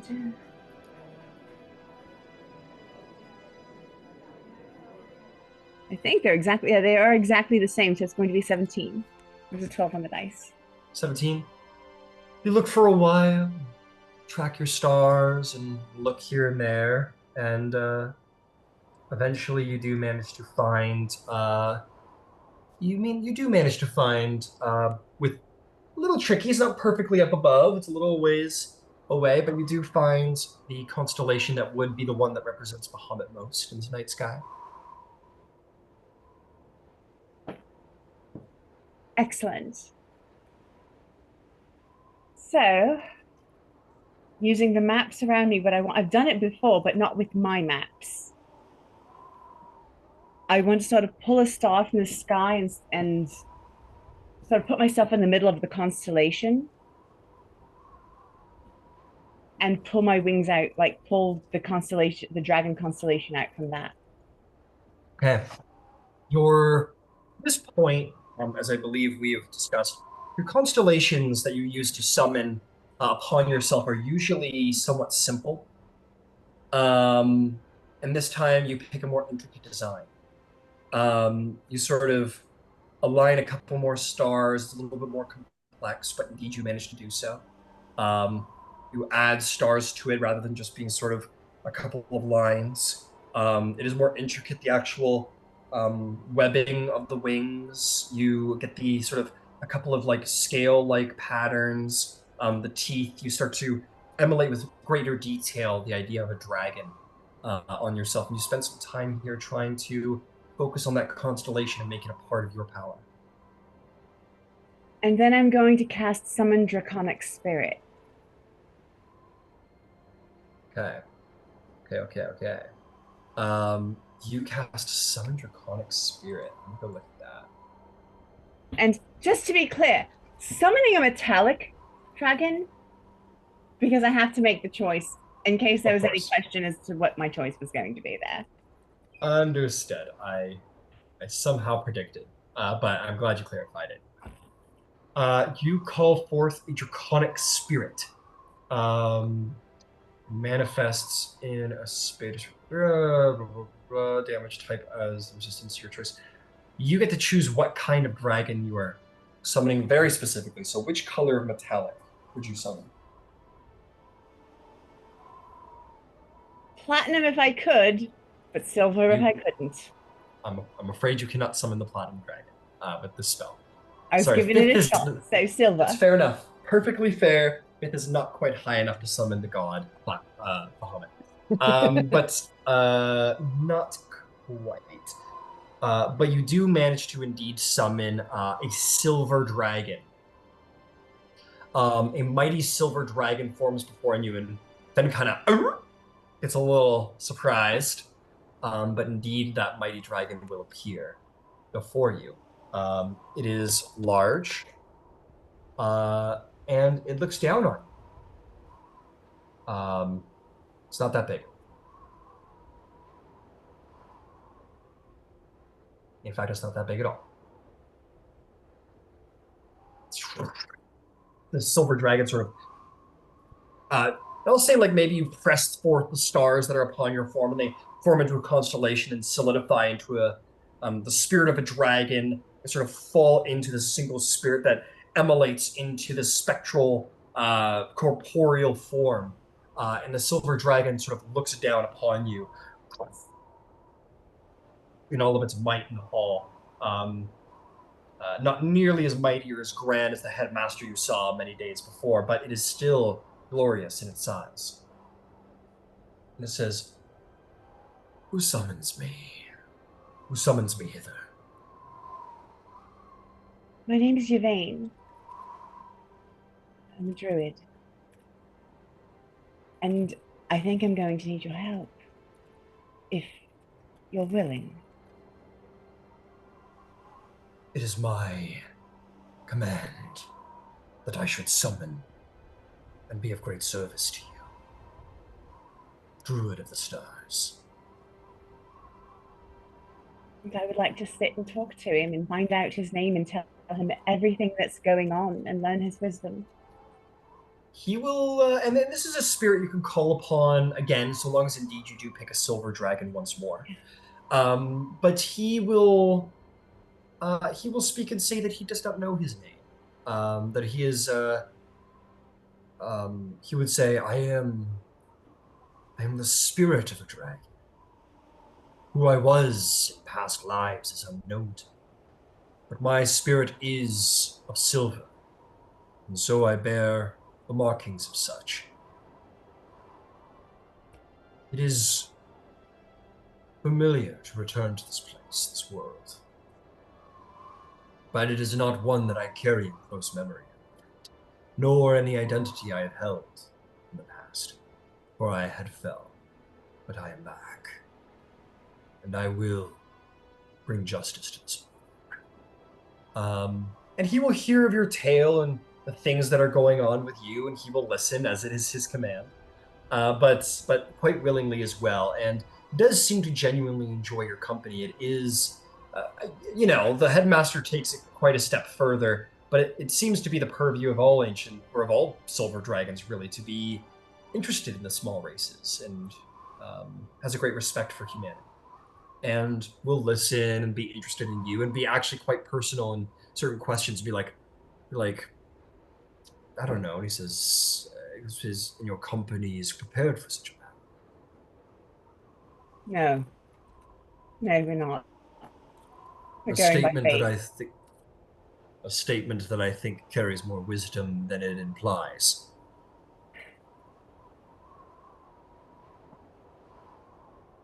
Yeah. I do see great trust, and even greater still, I see great faith in you. There is hope in faith, and not one that I think you should dismiss. There is power in hope, and there is great power in faith.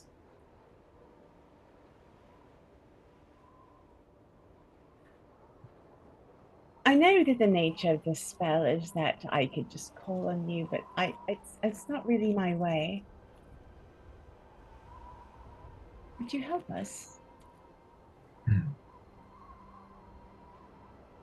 course I would help, willing or not. I would see virtue reign supreme, and this drow woman, this Kadogeist, she sounds to be a creature of great evil, one that I would stand against her.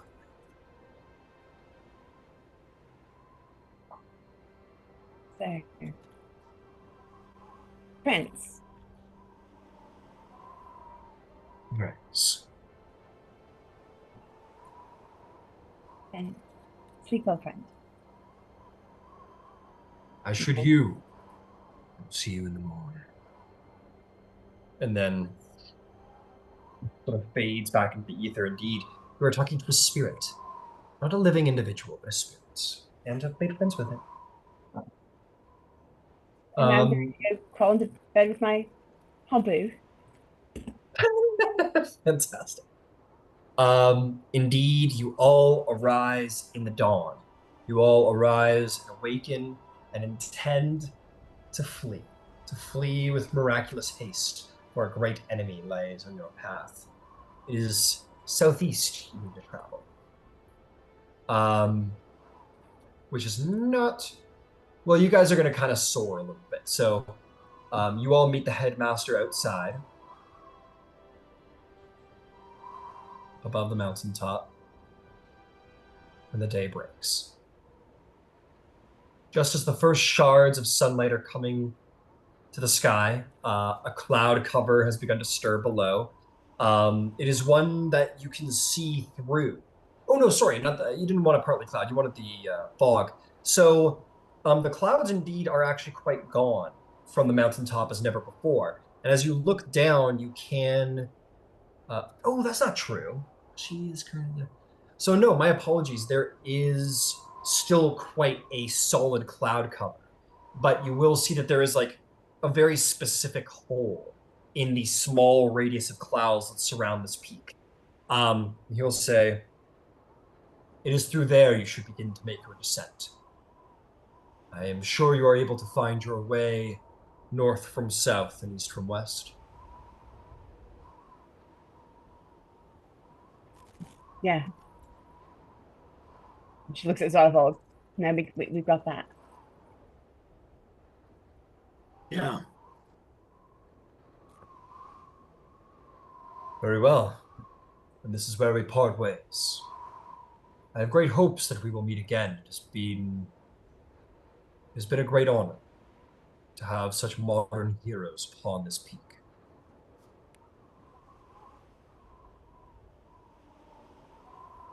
I will say that the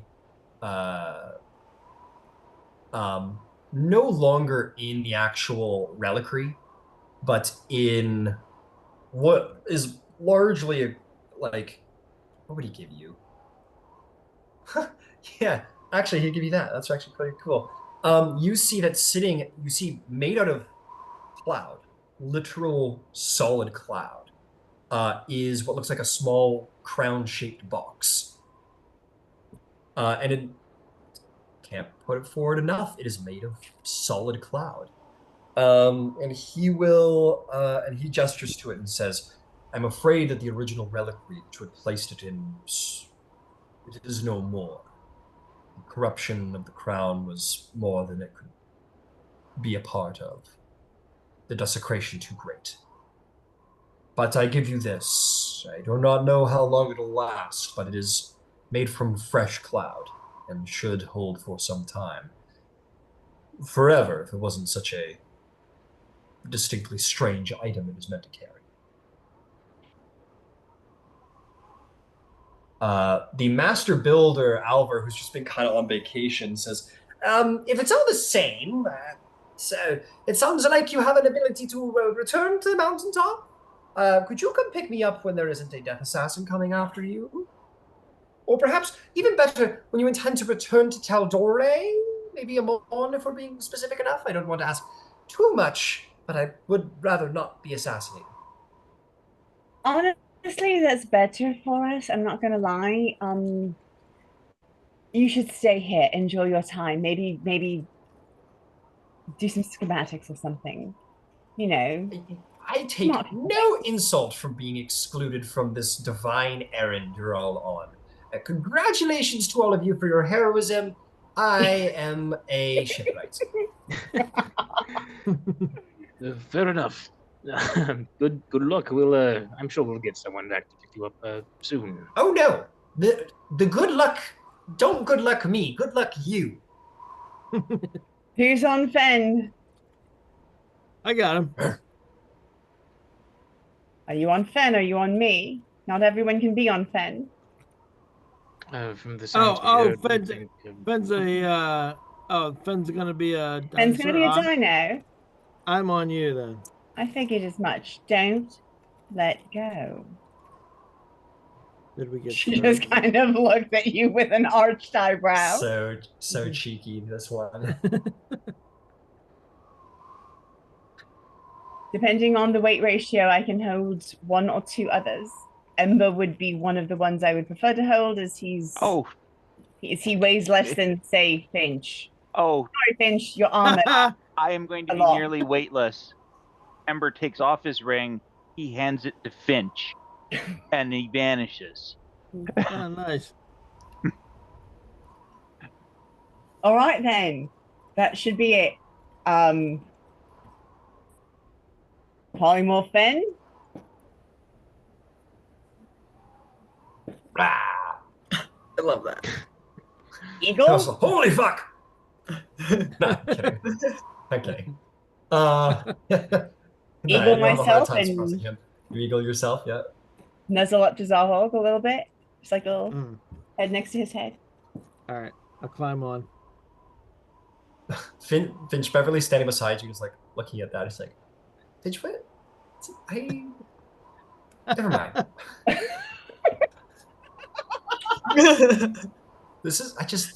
My mother.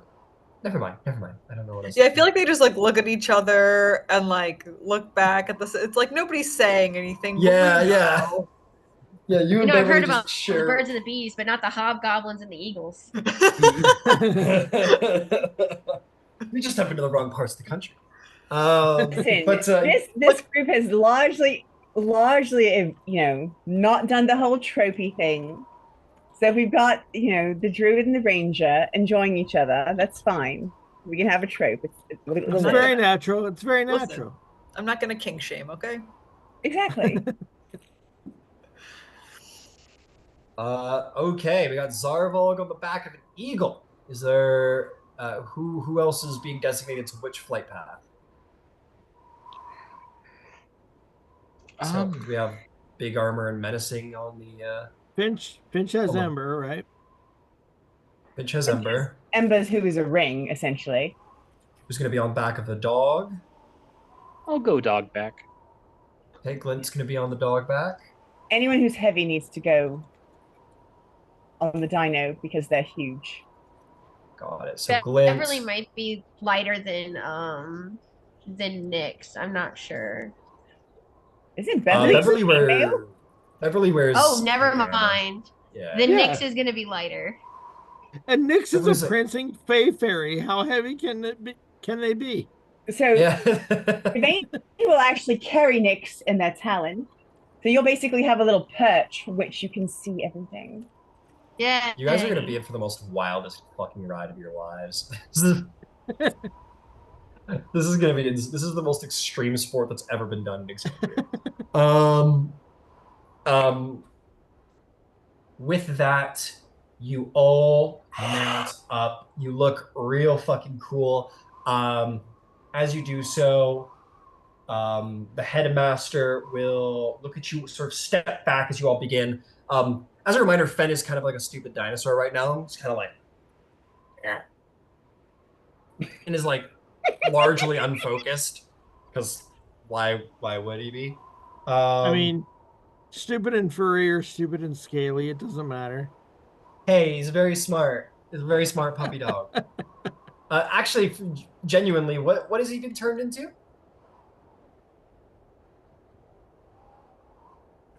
A Kalapalopolis? The Quetzalcoatl. Been turned into a Claudelus.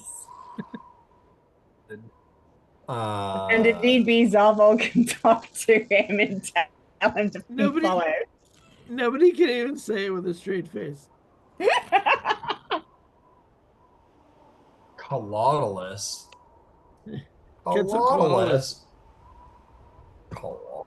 It's a giant dino thing. Oh, I know. Oh god, that's a lot of dinosaurs. It feels made up. Yeah, I know. I saw the largest pteranodon. Yeah, I'm aware that it's real. I saw the stat block. I just wanted to see how smart he was compared to how he was. For the sake of getting him going. Well, it's fine. We're gonna move on from here. We're gonna say Zarvolg, with the power of your primeval awareness, are able to commune with Fen and sort of get him focused. He's like, and Zarvolg, you're like, you're doing this, and then he goes, and he like comes over to you, because you can, he recognizes you as a kindred spirit through your primeval awareness. But anyway, the headmaster will look at you all and say, "It is time. Honor, justice, smite evil, defend the weak. These are what the Platinum Dragons stand for, and is what I see when I look upon you all today. Go forth in his name, and he will defend you if you keep to the faith. We are all hoping great things from all of you. Bury this evil now to the holy city. Good luck. May Bahamut guide your every step." And with that, a big dinosaur Fen will sprout his big wings, and Eagle Yvain will have liftoff. It is time to descend. You guys all sort of lie around. Oh god, frozen exposure. I need to get more rad fucking music on. Oh, here it is. Yeah, it's easy. This is an easy music choice. All right, you guys do like a pass around the monastery. You're getting all warmed up and ready to go because this is going to be one hell of a dive. And you get to that like little just like hole in the clouds, and Yvain, you kind of go into a dive. Zarvolg, you're on the back, and then Fen as a Saurus turns and goes into a dive. And you guys break the cloud cover and begin to soar. You look around and see that the winds are calm and easy. It is about it's like a quarter mile down, maybe more than that. Probably more than that. It's probably like a half-mile descent all the way down from Rhinecleft to the base of the mountain, to the top of the mountain below. And you guys go into this mad descent where the wind begins to pick up really heavily. You, Yvain, as an eagle, probably start to get winked out. This is a lot of speed you're picking up. It's like an alarming amount of speed. You're just kind of, you're like, for the first bit, you're like, yeah, and then it's like, oh shit, oh fuck. Okay, we got this. And you're just kind of like keeping your wings straight. Luckily, your eagle form is built to do this thing. No checks required. This is just simply a test of nerve, and Yvain, you've been through a lot of things that might steal your nerves. Fen is too stupid to be scared in this moment. And it's just going to just probably fly over you, being able to catch more wind on the wing. Just kind of, and you guys are kind of like descending squirrel suit style. You make your way well off the side of the peak of the mountain, flying up and down, leaving the mountain behind, the rime cleft behind. Even still, it was there a moment ago, and a couple minutes later, it is a little tiny speck on the distance. You begin to leave the radius where the wind may just pick up. Let's find out how windy it is right now. As you're descending, it's been perfectly clear, but then suddenly, Yvain, you get hit by a crosswind. You kind of got to adjust as you exit the sort of magical radius of the lair. And it's a bit of a windy day up here, naturally, because you're in the fucking mountains. And it's a little bit more difficult to kind of steer yourself straight. And Zarvolg's like, no, come on, right, witch, what are you doing?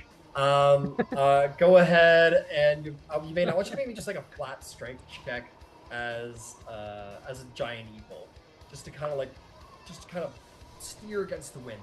You know what? Let's call it. Tell you what, is the eagle more dexterous or strong? I believe it is more dexterous. I'm pulling it up right now, and actually, I think it's a +3 to either. Okay, so it doesn't matter. +3. All right. Well, that's a 5. Total? Total. Okay. Yep. Sorry. So you get hit by this crosswind, Yvain, and Zarvolg's like, come on, what are you doing? And then you sort of, the wind kind of catches your wing, and you kind of get battered, and you kind of barrel roll over and descend. And Fen's like, I gotta go after Master, because he's great, and sort of dives down with you. And you guys are gonna lose a little bit of distance because of this crosswind, but after about 200 feet of falling through the air, Yvain, you manage to open your wings and catch yourself and sort of go back into a glide and continue your descent. You're not going to get the full distance you might have hoped because of this, but you're still going to get a significant distance. You catch the wind begins to die down the further low you go. You have left the top of the mountains a while ago, and now you begin to descend to such an extent as you begin to see up ahead, some miles off, you see this like long river that fills into a lake.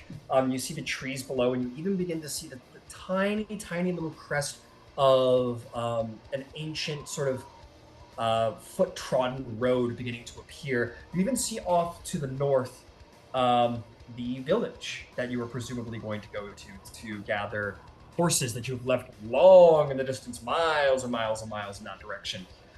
You begin your descent. Still, you're coming upon tree cover at this point, at which point some braking happens, I'd hope, where you kind of begin to slow down as the trees begin to come your way, and you kind of make your way into the forest and land upon the ground. And it was a mostly successful flight.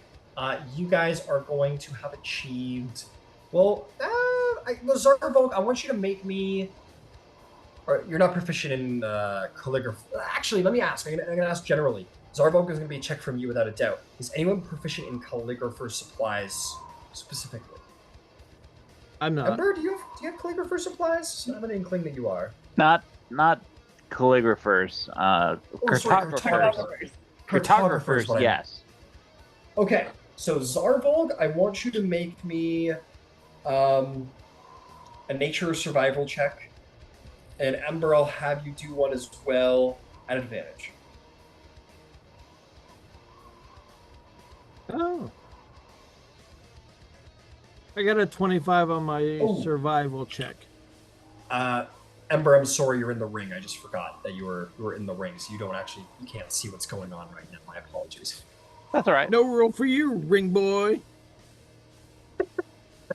What did you get there, Zarvolg? 25. Well, Survival. okay, yeah.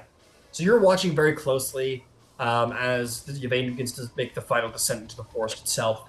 You're kind of steering her into like deeper terrain, into like deeper forested terrain, and you kind of get a good lock on where you land. So let's go to that now.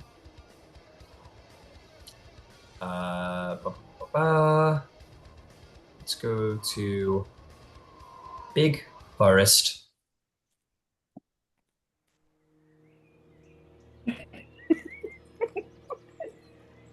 All right, you've all made your way into the forest. It is. Let's see if it's a foggy day. Actually, he had it like raining and storming there for a while to ward her off. So there'd be some. Yeah, you guys land here, and it's really muddy. It's like muddy, like kind of, it's like slushy and muddy. The terrain itself. Yeah, you kind of into the boots as if there's been a lot of rain coming down from the mountain for some reason. And you, Zarvolg, think you guys basically landed Yvain's little. Oh, my bad. You guys are actually landing a little ways outside of that village. So I'll show you guys on the map where you are now with a little mini of some kind. Who am I gonna? I'm gonna pick a random token.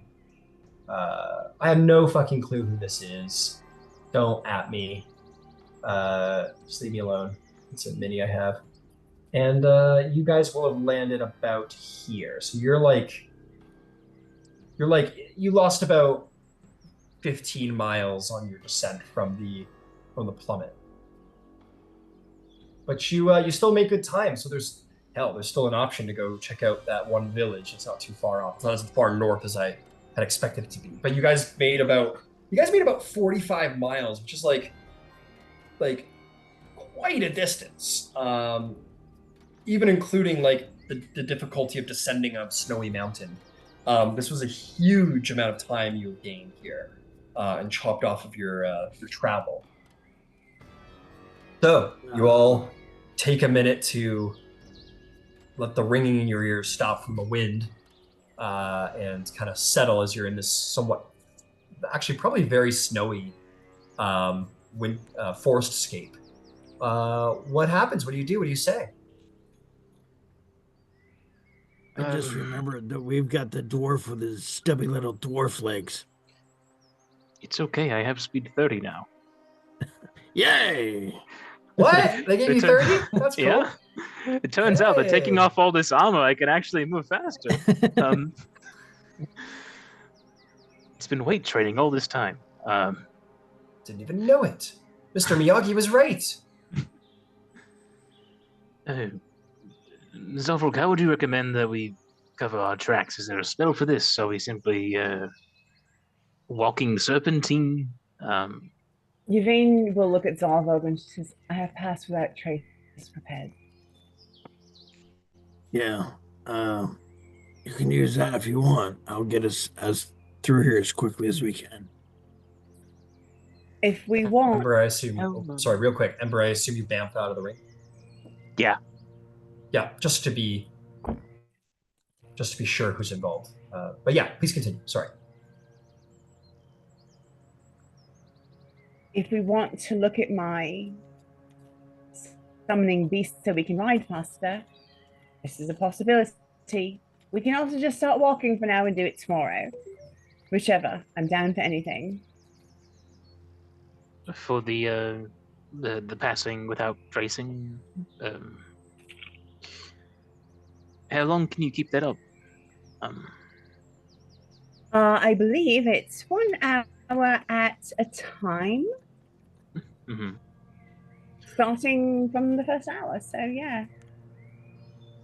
Interesting. Yeah, if we beat feet, we can get pretty far in an hour. All right. Let's get to it. And with that, Pass you without have left Pass Without a Trace. With that, you have left the Monastery of the Metallic Order way behind. You are now in the deep, dark wilds of Vasselheim, in the snowy tundra.